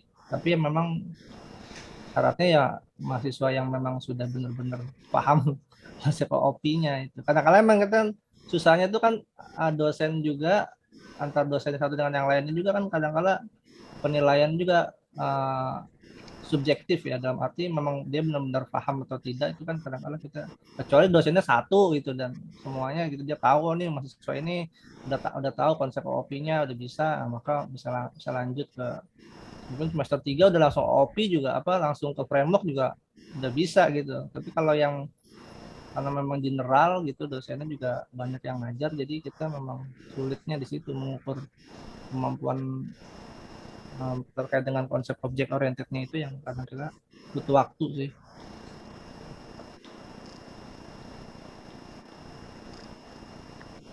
Ya, jadi begitu ya, pakai ya. Ini kalau penempatannya memang di kurikulum itu ada di semester akhir ya, penempatan sebaran. Tapi itu kalau dikeluarkan setiap semester pun juga mahasiswa yang semester bawah pun juga boleh-boleh saja belajar ya kan. Contohnya Kalau masalah di KRS bisa ya Pak semester berapa bisa, pilihan kan bisa. bisa pilihan. Jadi sebenarnya balik lagi sih berarti Vicky, balik lagi ke mahasiswanya itu. Nah, kadang-kala mahasiswa tuh sudah kita munculkan nih mata kuliah pemrograman berbasis framework ya. Tapi ternyata ngambilnya malah yang lain ya. Misalnya mata kuliah X misalnya ya. Kenapa? Karena temannya banyak di situ gitu. Padahal itu mata kuliah framework setiap semester keluar gitu ya. Gitu. Jadi kalau yang pengen programming kan bisa saja masuk ambil tersebut tanpa harus menunggu dia di semester 7 atau semester 8 gitu. Jadi gitu ya, Fikih ya. Enaknya SKS kan seperti itu ya, SKS ya. Jadi kalau dimunculkan, ada mata kuliah yang dimunculkan, Anda pengen ambil ya ambil aja, meskipun Anda masih posisinya di semester 4 atau semester 5 gitu. Tapi tentu syarat dan ketentuannya berlaku ya, karena memang mata kuliah yang diajarkan kan sesuai dengan materinya gitu. Contohnya mata kuliah data mining misalnya, ada materi mengenai regresi linear. Nah, itu basicnya ada di statistik semester 2. Nah, kalau misalnya semester 2 ambil ya tentu mungkin agak kesulitan gitu. Tapi pada intinya setiap semester itu bisa diambil. Selama itu muncul ya mata kuliah tersebut tanpa harus posisi kita di semester 7 atau 8. Gitu kira-kira. Tapi itu cukup bagus sarannya. Jadi ini memberi masukan buat jurusan untuk lebih memberikan kegiatan non mata kuliah yang sifatnya programming seperti hal ini ya. Misalnya pelatihan framework, pelatihan mobile app di luar mata kuliah gitu ya. Seperti itu. Oke. Saya kira itu ya. Baik, terima kasih Pak Aji dan Pak Adam atas jawaban yang telah diberikan. Kemudian ada pertanyaan lagi Pak dari Andika Nur Firdaus. Izin bertanya Pak, jika jurusan kita berubah menjadi teknologi informasi, apakah gelar yang didapat tetap Eskom atau berubah ya Pak? Gelarnya tetap Eskom. Oke, baik Pak. Kemudian ada pertanyaan lagi dari Raihan Aditya Putra. Izin bertanya Pak, apakah wajib magang untuk bisa lulus? Nggak ada ketentuan yang mewajibkan harus magang ya. Pokoknya semua mata kuliahnya dipenuhi ya lulus. Oke, baik Pak, terima kasih. Kemudian ada pertanyaan lagi Pak dari Amirul Ma'arif. Saya ingin bertanya masalah jadwal masuk kuliah dengan Zoom, apakah sesuai dengan jadwal perkuliahan? Apa boleh lebih awal? Soalnya saya masuk ke Zoom sudah selesai dan sudah di absen gitu Pak, dan nggak ada pemberitahuan dari dosennya jika masuk lebih awal. Setahu saya sesuai jadwal Zoom ya. Saya jadwal dengan Zoom apa sesuai dengan jadwal? Iya, sesuai dengan jadwal perkuliahan. Iya kan? Saya nggak tahu kalau ada dosen yang mungkin lebih ngawalinya lebih, misalnya mulai jam 10, jam 9 dia mulai kan, ya mahasiswanya bingung juga nanti carinya. Gitu. Emang ada ya? Nah, ada yang jadwalnya jam 10 terus masuknya jam 8 misalnya gitu. Ya ini mungkin lebih diperjelas lagi ya. Tapi yang pasti sesuai dengan jadwal ya, Zoom-nya ya. Baik Pak, terima kasih atas jawabannya Pak. Kemudian ada pertanyaan lagi Pak dari Dewangga. Izin bertanya Pak, untuk kurikulum yang terasa sangat tertinggal Pak, Iya. di mana kampus lain sudah mempelajari Android dengan kompleks, kita masih dalam tahap pengenalannya Pak. Iya, iya. Betul. Oke. Ya, untuk mata kuliah mobile computing ini memang ya kebetulan saya juga ngajar juga ya. Itu kendalanya waktu itu di pandemi. Kemudian kalau pakai Java ya, Android Studio waktu itu banyak mahasiswa mengeluh ya, Pak laptop saya nggak kuat misalnya. Tuh. Terus kita ganti dengan Flutter ya, Flutter gitu. Dan itu masih dalam tahap pengenalan. Android. Tapi ada mata kuliahnya kok, yaitu mobile computing ya. Itu belajar pemrograman Android. Gitu. Masih dalam tahap pengenalan. Oke, kita nanti akan jelaskan lebih kompleks ya untuk Android-nya ya. Baik. Baik, terima kasih Pak Adam. Kemudian untuk Saudara Ahmad Fikri, waktu dan tempat persilakan. Java. Baik, Pak. Baik, Pak. Apakah ada suaranya, Pak? Ada. Ini sih saya mau ini Pak buat pertanyaan ini sih Pak, visi misi dari jurusan informatika Pak, teknologi informasi. Kalau untuk visi misi ini kan untuk di misinya ini Pak, kenapa misi yang pertama ini di website Informatika Unsada CID ini hanya menjurus ke 2 bidang Pak. Sedangkan untuk teknologi informasi itu kan luas Pak buat teknologi. Nah, kenapa di sini harus secara spesifik cuma 2 bidang Pak, jaringan komputer dan web? Visi misi. Oh. Ya, ini saya juga sambil baca nih. Visi menjadi program studi teknologi informasi yang terkemuka dengan nasional. Oke. Misi menjalankan pemerintahan efektif teknologi keunggulan di bidang jaringan komputer dan keunggulan ya. Jadi keunggulannya di bidang jaringan komputer dan web. Ya, kenapa kok di bidang jaringan komputer dan web? Apakah mahasiswanya harus belajar itu saja? Ya enggak ya. Ini kan ada tulisan keunggulan ya. Jadi harapannya unggul di bidang jaringan komputer dan web karena eranya sekarang kan era interkoneksi ya. Jadi sudah revolusi industri 4 gitu ya. Jadi kaitan dengan programming, kemudian kontrol, kemudian dan web itu nggak bisa dipisahkan ya. Bahasa kerennya atau bahasa mudahnya itu Internet of Things. Jadi ini jangan menjadi batasan buat kita ya, tapi memang ini keunggulan ya, dan memang rata-rata skripsinya juga ke arah itu ya, ke pemrograman berbasis web. Kalaupun ada yang bikin misalnya topiknya AI misalnya, dia metodenya AI, tapi diimplementasikannya di aplikasi berbasis web. Nah, seperti itu contohnya gitu. Jaringan komputer juga ya memang itu salah satu penguatannya diantaranya adalah dengan kerjasama dengan adanya ini ya Cisco Akademik ya, jadi itu mengarah ke keunggulan tersebut gitu, harapannya seperti itu. Dan ini dilihat juga tren juga ya, nanti suatu saat misi ini juga bisa berubah ya, nggak selamanya nempel di situ, bisa jadi nanti di misi ke depan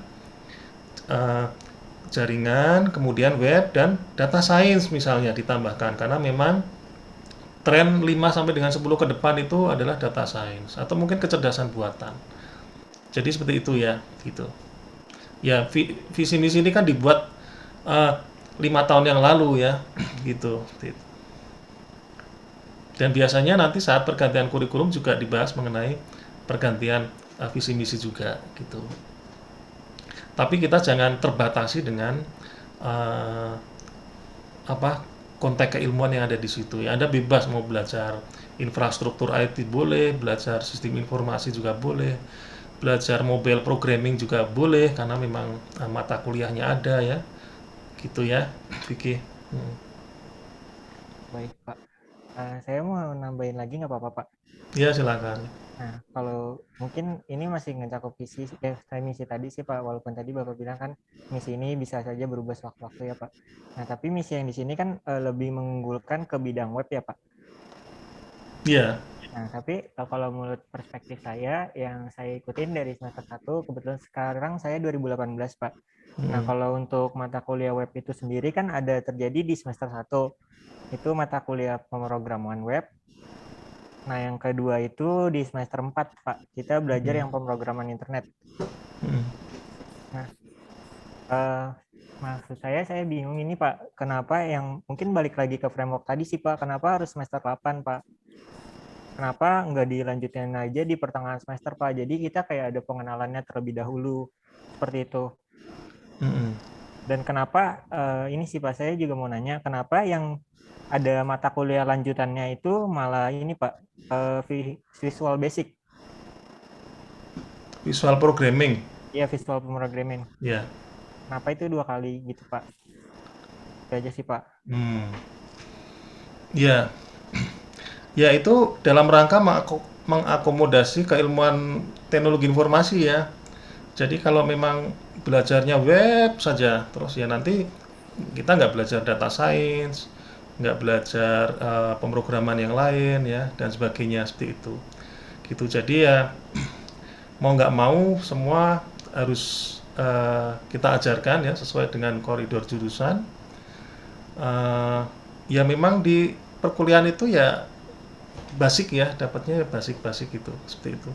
Nah, alangkah baiknya kalau mahasiswa juga menambah secara mandiri materi-materi tersebut. Nah, kemudian mengenai mata kuliah framework tadi, kenapa kok ditaruh di semester 8? Nah, tadi di awal saya bilang, di semester 8 itu peletakan distribusinya, tapi itu kan juga dikeluarkan tiap semester.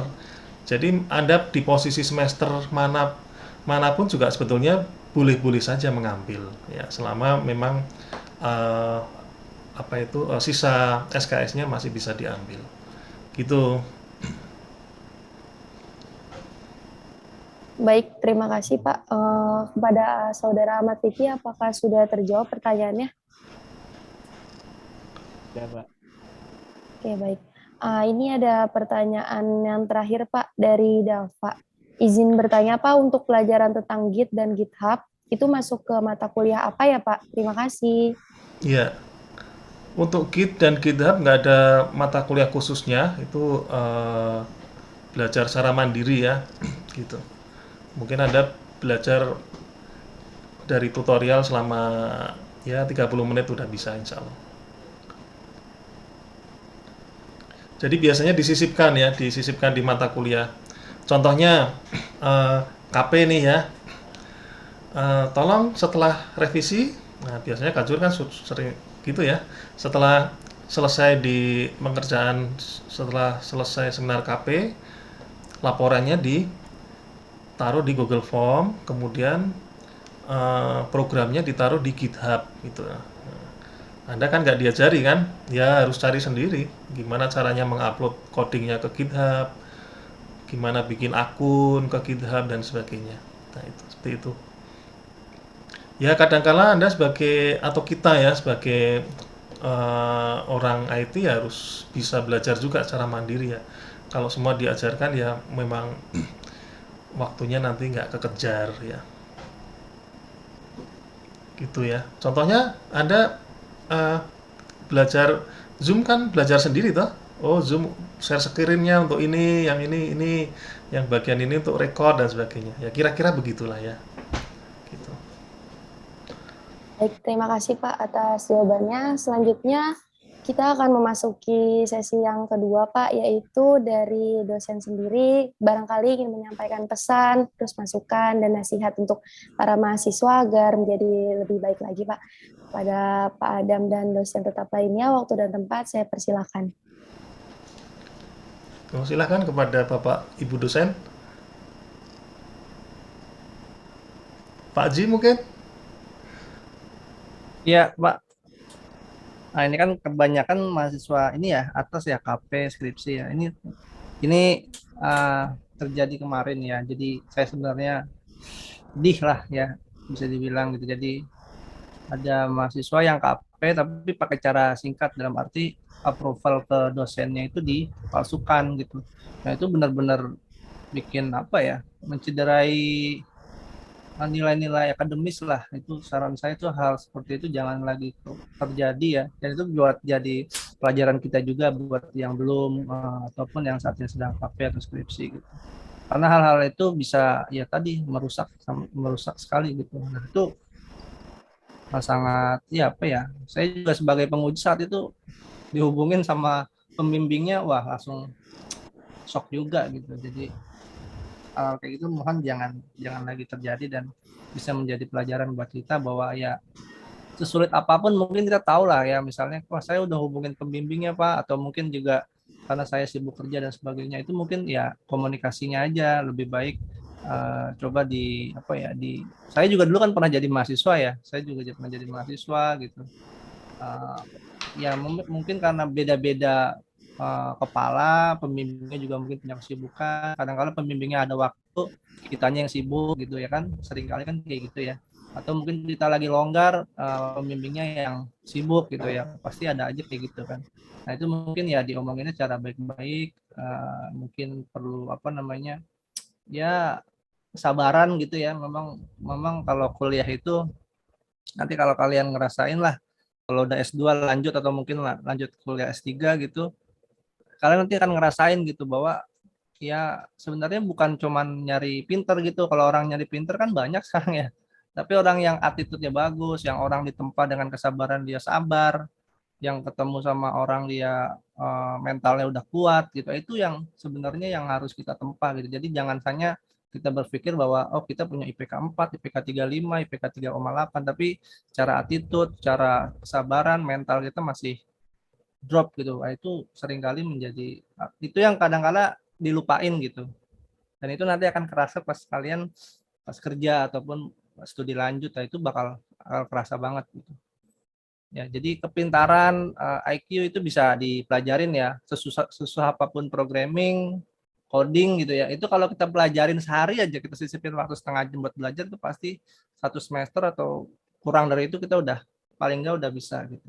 Nah, tapi kalau attitude ya, mental yang kuat ya, kesabaran, nah itu itu seumur hidup juga belum tentu gitu. Kayak saya pun sama ya, kadang-kala nggak sabar gitu ngelayanin mahasiswa gitu. Kadang-kala ya itulah memang kita ujiannya seperti itu. Nah itu saran saya sih jangan sampai kita punya pikiran bahwa nih di zaman sekarang kan gampang ya, kita copy aja parafnya, apalagi zaman digital gini kan, Padam nggak tahu ini kan, saya crop, kemudian ya saya hilangin belakangnya, kemudian saya tempel di laporan saya, selesai gitu. Nah itu mungkin apa ya, ya jadi cara-cara yang nggak baik gitu, hal-hal kayak gitu. Dan itu terjadi kemarin dan langsung kita cut aja lah hal-hal kayak gitu supaya nggak melanjutkan ke mahasiswa yang lain gitu. Mungkin itu masukan dari saya, Pak Adam. Iya, baik Pak. Jadi ya kebetulan kemarin ya, semoga tidak terulang lagi ya ada mahasiswa yang memalsukan tanda tangan dosen pembimbing dengan berbagai alasan dia ya. Ya yang disoroti Pak Aji adalah attitude kita ya. Nah, kita tidak hanya cari ilmu untuk kepintaran juga ya, kepintaran saja di kampus, tapi juga melatih dan membuat diri kita ini juga menjadi mahasiswa yang baik gitu ya. Seperti itu. Kalau ilmu ya memang gampang, di Google banyak gitu ya. Nyatanya di sekarang terbukti ya di pandemi, Anda mungkin berpikir atau mungkin sekarang sudah mulai berpikir nanti suatu saat mungkin kampus offline udah nggak perlu, misal seperti itu ya. Bahkan ada istilah click and brick university ya. Brick itu kan bata ya, bata. Klik itu ya kliknya. Nanti suatu saat yang ada adalah click university. Kurikulumnya pun juga kita yang menentukan. Oh, saya pengen belajar ini, ya udah saya pilih kelas yang ini gitu, seperti itu. Seperti itu. Nah, yang penting adalah kita tetap berproses menjadi lebih baik tanpa harus nabrak-nabrak norma etika ya, seperti itu. Toh dari jurusan juga sudah memberi relaksasi kan, tadi di awal saya bilang coba lihat di Webtif penutupan seminar KP tanggal berapa, tanggal 10, tanggal 14 masih diterima kan, masih gitu, berarti artinya masih ada waktu gitu ya. Nah ini jangan inilah ya, jangan ditiru ya yang gitu-gitu ya, gitu ya, saya kira itu ya. Baik, terima kasih Bapak. Apakah ada tambahan kembali, Pak? Oh ya, aduh, tambahan banyak ya. Ya, ini aja, perbanyak mahasiswa ikuti event-event ya, terutama event di tingkat dikti, PKM ya. Saya pasti akan terus mempromosikan PKM ya. Universitas melalui Ibu April sudah berupaya keras membuat suatu kegiatan yang namanya apa itu, LG Lomba Kreativitas yang kemarin ya. Nah, seperti itu ya. Tolong ditindaklanjuti nih sama para mahasiswa ini. Silahkan berkreasi, bikin apapun yang bermanfaat ya, diajukan proposalnya. Pembimbing nanti banyak ya, Pak Bagus, Pak Irianto, Pak Aji ini bisa memberikan masukan atau bimbingan ke arah sana. Untuk Pak, gimana cara bikin proposalnya, Pak, gimana cara ngirimnya, itu bisalah ya, kayak gitu-gitu ya. Karena dosen TIF juga sudah cukup pengalaman untuk berurusan dengan yang namanya hal kayak gitu. Kemudian event-event lomba ya, jangan lupa di sering-sering ikut juga, nggak Pak. Kalah ya nggak apa-apa. Yang penting tahu ininya apa itu, suasananya ya, nuansa lombanya. Itu kayak dulu mungkin Anda kenal kakak kelas Anda yang angkatan 2015 ikut lomba apa ini, bikin web, lomba desain ini itu dan sebagainya, seperti itu. Pasti difasilitasi oleh kampus ya, gitu. Ya minimal inilah ya, biaya untuk apa, transport dan sebagainya gitu. Seperti itu. Kenapa? Karena di samping untuk kepentingan mahasiswa juga, untuk memberikan portofolio, untuk memiliki portofolio untuk mahasiswa, kampus juga diuntungkan dengan prestasi yang dimiliki oleh mahasiswa, yaitu apa? Akreditasi menjadi bagus ya. Karena di poin penilaian akreditasi itu ada yang namanya prestasi mahasiswa. Nah, prestasi itu ada dua di poin tersebut, ada akademik dan non akademik. Akademik itu misalnya ya menang lomba PKM, menang lomba hacking ya, Kalau non akademik ya ada yang mungkin di antara kalian ada yang juara 1 karate, juara kempo, bola voli, basket, teater dan sebagainya seperti itu. Ya intinya jangan hanya berhenti di rumah, kelas, kampus, nah, itu saja ya. Tapi juga aktif di luar itu juga gitu. Termasuk kegiatan-kegiatan volunteer di luar kampus juga nggak masalah. Itu kemarin tuh ada banyak itu ya, ada Diajeng, ada Mita, kemudian ada Dwiki ya yang aktif di, kalau Mita itu di lingkungan hidup ya. Kalau di Dwiki ada di volunteer di mana itu waktu itu Asian Games ya. Mungkin yang alumni pejuang muda ini bisa berlanjut juga ya, siapa tahu nantinya ya. Bustami dan siapa? Yonatan ya. Dia mungkin jadi anggota volunteer di mana ya, seperti itu. Ya saya kira itu ya, Eka ya, Esa ya. Baik Pak, terima kasih banyak Pak atas saran dan masukannya. Semoga apa yang disampaikan membawa manfaat bagi kita semua. Selanjutnya kita akan masuk ke sesi yang ketiga, yaitu dari Himpunan Mahasiswa Teknologi Informasi Universitas Dharma Persada. Kepada Himifda, waktu dan tempat saya persilakan.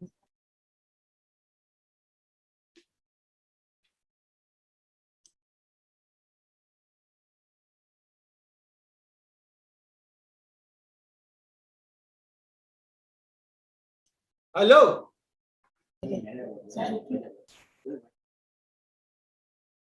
Mana diskusinya udah belum nih?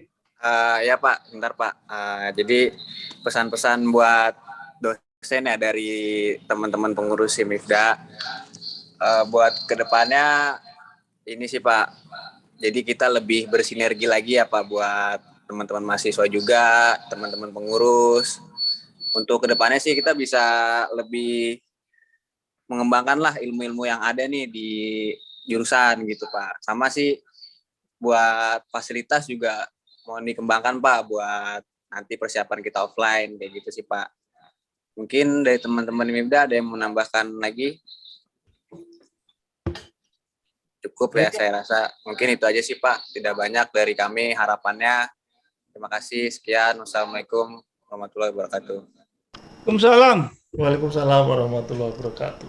Baik, terima kasih Pak. Mungkin dari Bapak dosen ada harapan kepada Himifda, ada yang ingin disampaikan mungkin Pak? Saya sampaikan dulu. Oh iya ya, Pak Susu. Boleh Pak, boleh. Ya, saya ketinggalan nih tadi belum melihat apa perkembangan daripada agenda ini kan ya. Tapi saya diundang. Ya. Bertepatan dengan apa? Seminar KP. Ya. Jadi dipikir apa mempengaruhi seminar KP ini. Kira-kira gitu. Ternyata ya mungkin ini harusnya dikoordinasikan dulu gitu ya di dalam melakukan apa meeting-meeting seperti ini gitu ya, jadi nggak bentrok.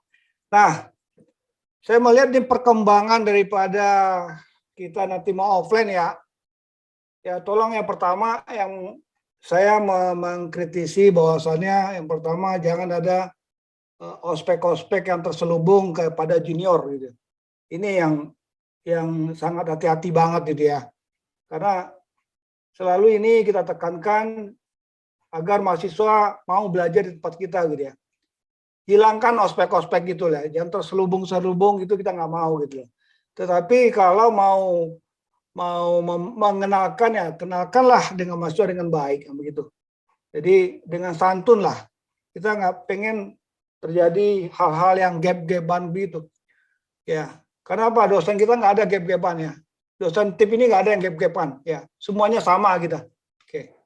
Kemudian yang kedua ya, tolonglah bagi yang sudah kompeten gitu ya di bidang-bidang IT ini, di bidang programming, database maupun bidang-bidang lain yang menyangkut dengan skill kita ya, skill di bidang teknologi informasi ditularkan ke mahasiswanya gitu, ke adik-adik kelasnya, itu yang penting gitu ya.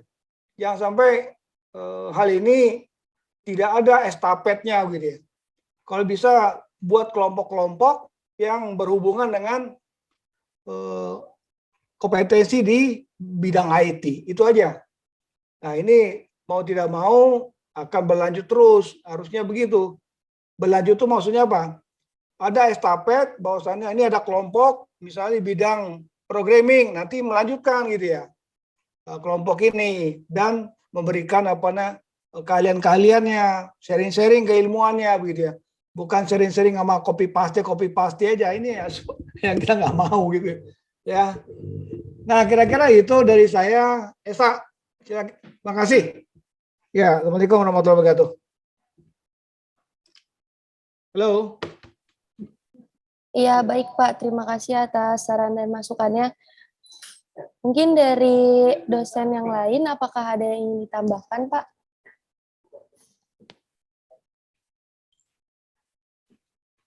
Ya, Assalamualaikum warahmatullahi wabarakatuh. Waalaikumsalam. Ini boleh nih, Bu. Saya tadi mau dengar aja karena ada Pak Sejuki ngomong, masa saya nggak ngomong. Orang diharapkan kehadiran Pak Yanto ini, dosen favorit. Iya. Jadi saya mau komentari ya beberapa hal tadi ya yang dibahas tadi. Yang pertama masalah kurikulum di kita kan nama prodinya teknologi informasi ya. Sebenarnya kita dengan kalau di komputer itu kan yang populer itu 3 ya, ada sistem informasi, teknologi informasi dengan teknik informatika ya. Memang paling dekat kita ke teknik informatika yang prodi kita yang lama gitu. Jadi kalaupun nanti ada perubahan kurikulum itu 90% masih kurikulum yang lama itu masih dipakai ya. Nanti ada beberapa tambahan yang berkaitan dengan DevOps namanya ya, develop. Jadi kita kalau di teknologi informasi itu selain mendevelop juga melakukan ini ya melakukan deploy gitu namanya ya. Jadi kalau tadi ada bilang kayak GitHub belajar apa gitu. Nah itu nanti teknologi informasi di sana nanti kelebihannya tidak hanya mendevelop program tapi bisa sampai meletakkan program itu ke sebuah server nanti. Itu kira-kira gambaran mata kuliah tambahan. Tapi kalau di lapangan nanti kalau Anda lihat ya orang di industri melihat program studi yang 3 itu ya, sebenarnya mereka melihat sama aja ya orang industri. Ada nanti S2 nanti mau teknik informatika, mau teknologi informasi, mau teknik informatika itu S2-nya sama saja mau ngambil jurusan apa itu diterima dari ketiga-tiga itu. Artinya irisan yang ketiga itu tidak terlalu jauh ya. Kenapa kita ngambil teknologi informasi? Karena memang lebih cakupannya lebih luas sebenarnya ketimbang teknik informatika ya. Di beberapa perguruan tinggi juga kayak di UGM ya, di Telkom, perguruan tinggi Telkom kan mereka namanya nggak teknik informatika lagi ya, teknologi informasi. Dan dulunya memang dari DITI memang ada sempat ada rencana teknik informatika itu mau diganti ke teknologi informasi, cuma memang pada akhirnya yang teknik informatika tetap ada, teknologi informasi yang sebagian di teknik informatika itu pindah jadi ke teknologi informasi begitu ya. Cerita latar belakangnya. Waktu Zoom kita itu kenapa beda ya? Sebenarnya waktu Zoom kita memang beda itu antara jadwal sama waktu Zoom. Kenapa beda? Karena waktu itu kan memang saya itu ya yang memanage ya waktu masih di TIK ya. Itu kenapa beda? Karena dulu kan Zoom yang waktu versi awal pandemi itu breakout room-nya kan harus di-open dulu, habis itu di-close gitu ya. Sehingga beberapa mata kuliah yang jamnya berbeda-beda, kita satukan dalam 1 jam, dulunya begitu. Semestinya sekarang udah nggak perlu lagi, karena Zoom yang sekarang, kita udah bisa keluar masuk sendiri ke breakout room. Kan begitu ya, semestinya udah jamnya nanti mungkin bisa disamakan aja gitu. Kalau yang sampai saat ini masih dibedakan itu. Kita nggak tahu semester depan kita kan udah tatap muka ya, masih ada Zoom nanti. Itu tadi kan ada yang nanya masalah waktu Zoom, karena kebetulan dulu yang memanage saya itu dulu yang masalah waktu Zoom sama waktu perkuliahan. Nah, tentang framework memang sekarang lagi tren ya. Cuma kita itu kan kalau di perkuliahan itu kan tidak belajar salah satu brand ya. Kecuali kalau nggak ada brand lain yang kayak Visual Studio kayak pemrograman visual gitu. Saat ini nggak ada lawannya lagi. Cuma PB ya, PBNet ya. Kalau dulu ada lawannya Delphi.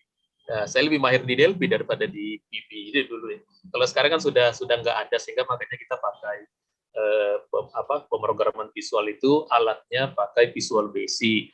Nah, kalau framework sampai sekarang kan belum ada framework yang paling nomor 1 ya, sehingga pemakaian framework ini memang kita batasi, kita walaupun ada mata kuliahnya.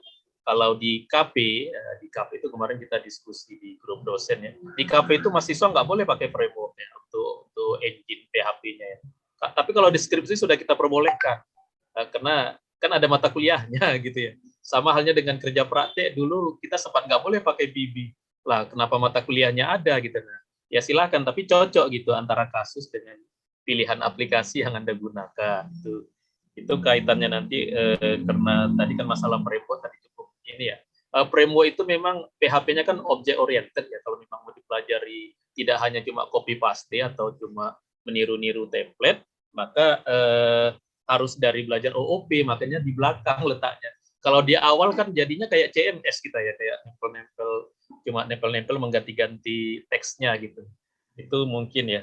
Nah, kalau mau dipercepat nanti mungkin bisa yang object orientednya nanti. Karena kita sedang nyusun kurikulum juga kan. Kebetulan ini kita semua ini yang dosen-dosen yang ada, kita lagi nyusun kurikulum baru yang harus cepat sambil kita menunggu memang hampir semua program studi mau lagi merombak kurikulum juga gitu, termasuk kita kan, kita malah wajib ya karena udah ada perbedaan yang 10% tadi dengan prodi lama.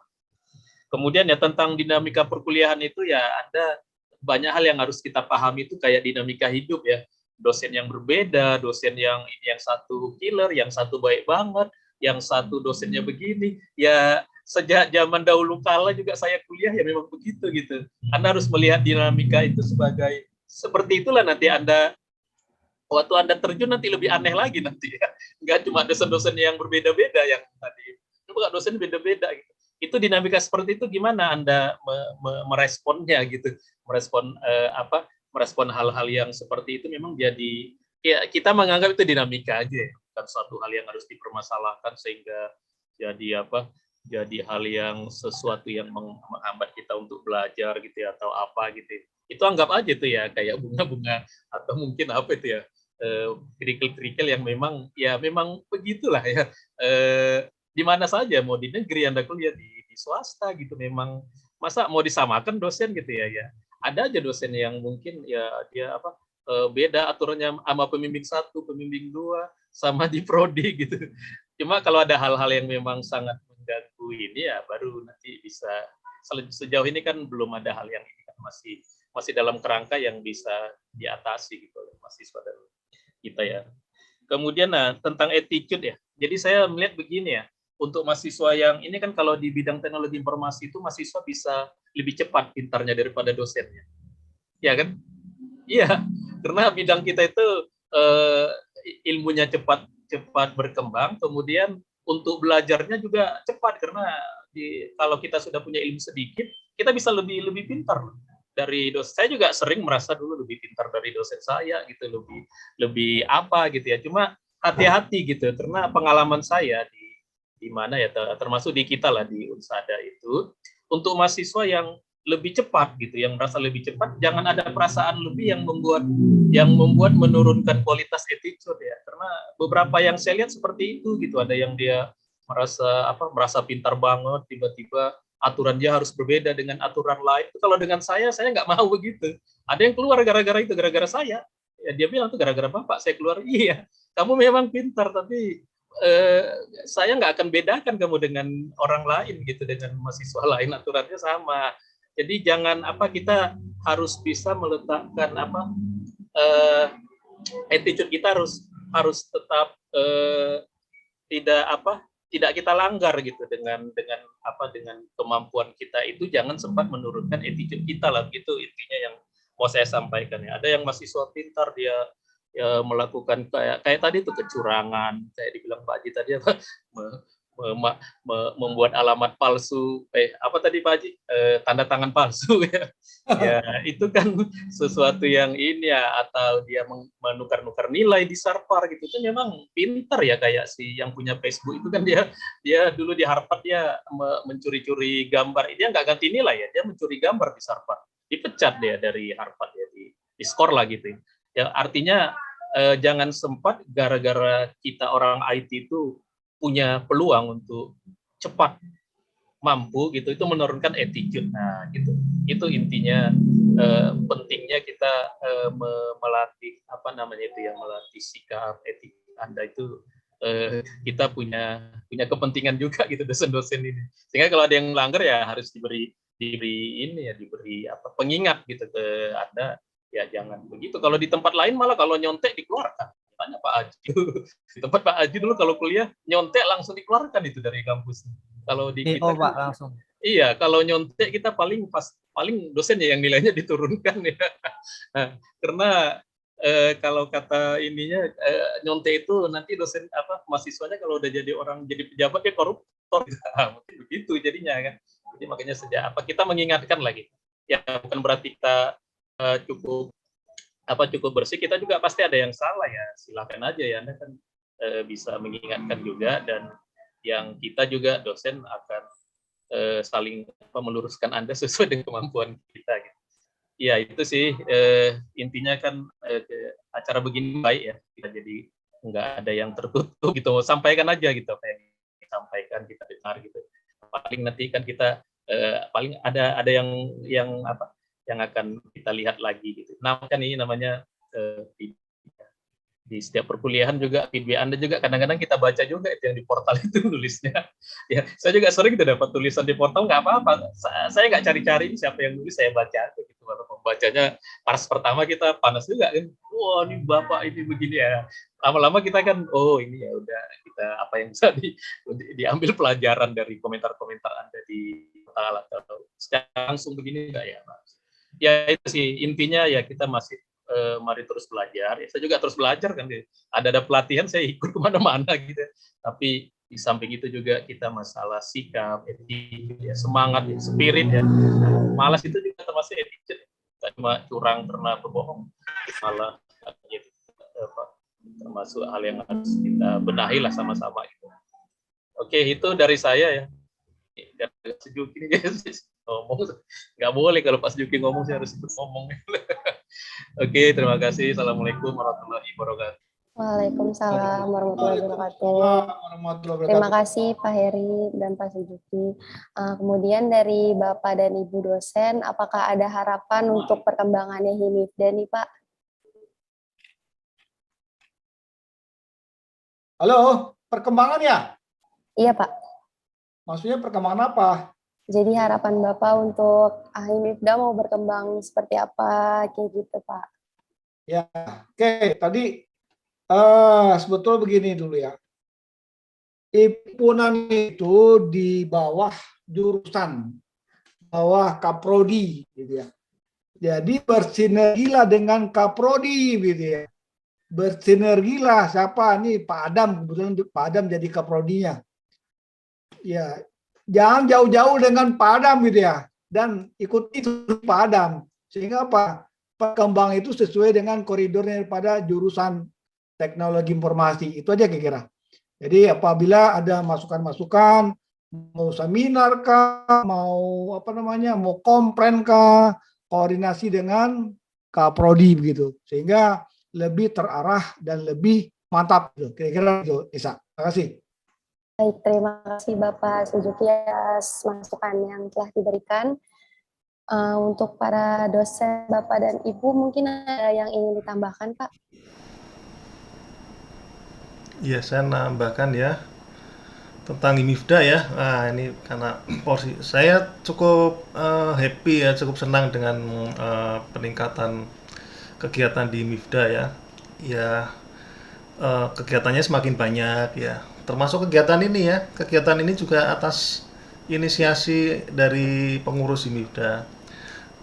Ya memang sebagai pengurus HIMIFDA saya sangat menghargai ya, dan berterima kasih karena ini jurusan juga sudah dibantu ya, secara nggak langsung juga sudah dibantu ini dengan adanya kegiatan seperti ini, termasuk kegiatan seminar dan sebagainya. Yang penting masih dalam koridor akademis ya, karena memang HIMIFDA itu kan jurusan ya.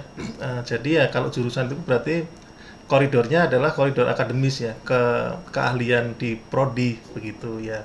Kemudian yang perlu ditingkatkan ya, ini saran ya, yaitu tadi ya, aktif untuk ikut kegiatan, mengajak teman-temannya dan sebagainya. Kemudian jangan ada dikotomi antara pengurus dengan anggota. Yang disebut anggota HIMIFDA adalah semua mahasiswa teknologi informasi Unsada. Nah, yang Esa, kemudian ada Vike, Lutfi dan sebagainya itu adalah pengurus Himifda gitu ya, pengurus yang ngurusin ya gitu ya.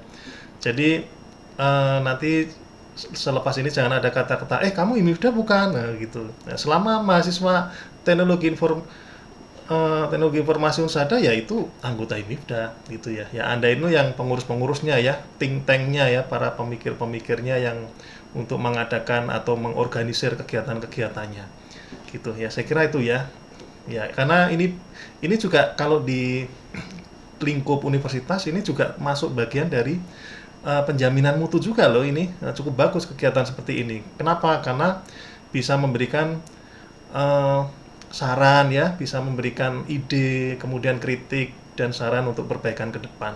Jadi itu saya mengucapkan terima kasih atas kegiatan ini. Ya, demikian Esa. Baik, terima kasih banyak kepada Bapak Adam, Bapak Sujuki, Pak Heri, dan Pak Haji atas kesempatannya dan jawaban yang telah diberikan. Semoga apa yang telah diberikan bermanfaat bagi kita semua. Di sini kita dapat, ya, ada tambahan mungkin Bapak?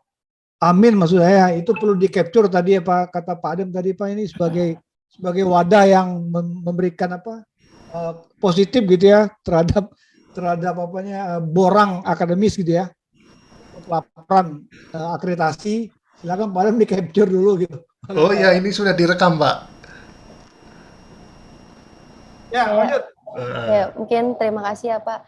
Dari Fodisma ini kita banyak mengambil pelajaran dari dosen menasihati mahasiswa atau memberikan saran agar mahasiswa menjadi lebih baik, dan untuk fakultas juga terutama. Dan di sini kita mendapatkan informasi bahwa ikutilah event-event yang ada karena akan mengembangkan dari teknologi informasi sendiri. Dan di sini juga kita mendapatkan informasi tentang penggunaan website dari teknologi informasi sendiri, tentang jadwal KP, jadwal skripsi, dan sebagainya macamnya.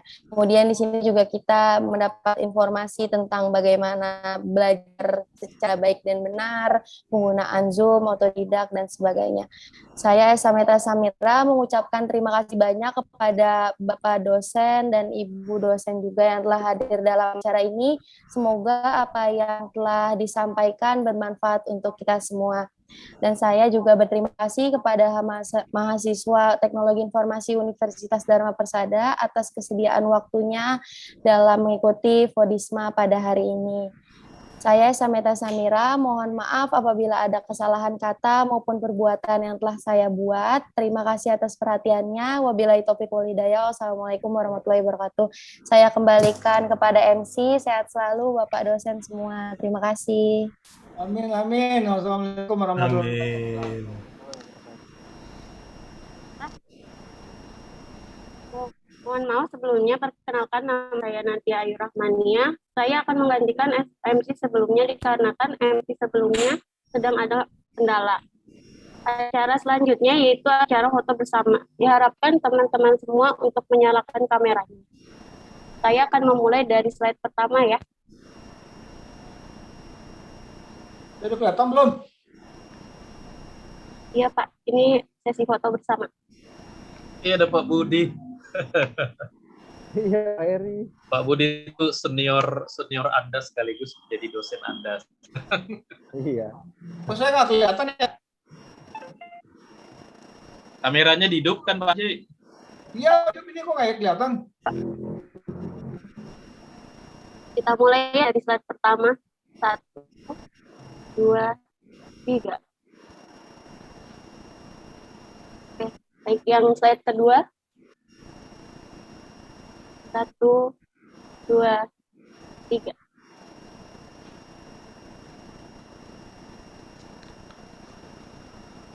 Baik, terima kasih teman-teman semua. Sebelumnya acara kita tutup. Diharapkan teman-teman semua untuk mengisi form feedback dari acara Fodisma ini. Form feedback ada di kolom komentar. Waktu untuk pengisian itu hanya 3 menit ya teman-teman. Dosen nggak isi? Dosen isi nggak? Boleh Pak, dosen buat isi. Iya, biar dapat pulsa ya. Ada pulsanya? Pak Jack. Dapat hadiah apa nih dosennya? Si Esa itu yang sering dapat pulsa itu. Oh iya. Terima kasih Bapak. Saya boleh keluar ya? Saya ada pelatihan ini jam Pak Adam, saya keluar lagi ikut pelatihan. Oh iya Pak, silakan Pak. Oh iya, jam 12 ya.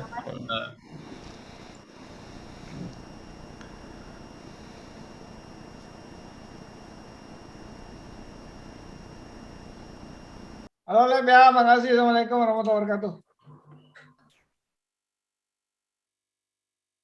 Pak Adam, izin live Pak Adam dan yang lainnya. Assalamualaikum. Waalaikumsalam. Terima Iya, kasih Pak. Pak Budi. Terima kasih banyak kepada Bapak Adam Arif Budiman dan juga dosen tetap lainnya yang namanya tidak bisa saya sebutkan namun tidak mengurangi rasa hormat saya. Serta terima kasih juga kepada teman-teman mahasiswa Teknologi Informasi Universitas Persada yang saya banggakan yang telah menyempatkan hadir dalam acara ini. Semoga kita dapat apa yang kita dapat bermanfaat untuk kita semua dan semoga kita juga diberikan kesehatan agar bisa bertemu di acara selanjutnya. Kurang lebihnya mohon maaf dari saya. Wassalamualaikum warahmatullahi wabarakatuh. Waalaikumsalam. Waalaikumsalam warahmatullahi wabarakatuh. Terima kasih ya Pak Adam. Waalaikumsalam. Terima kasih Pak. Terima kasih Bapak. Terima kasih Pak.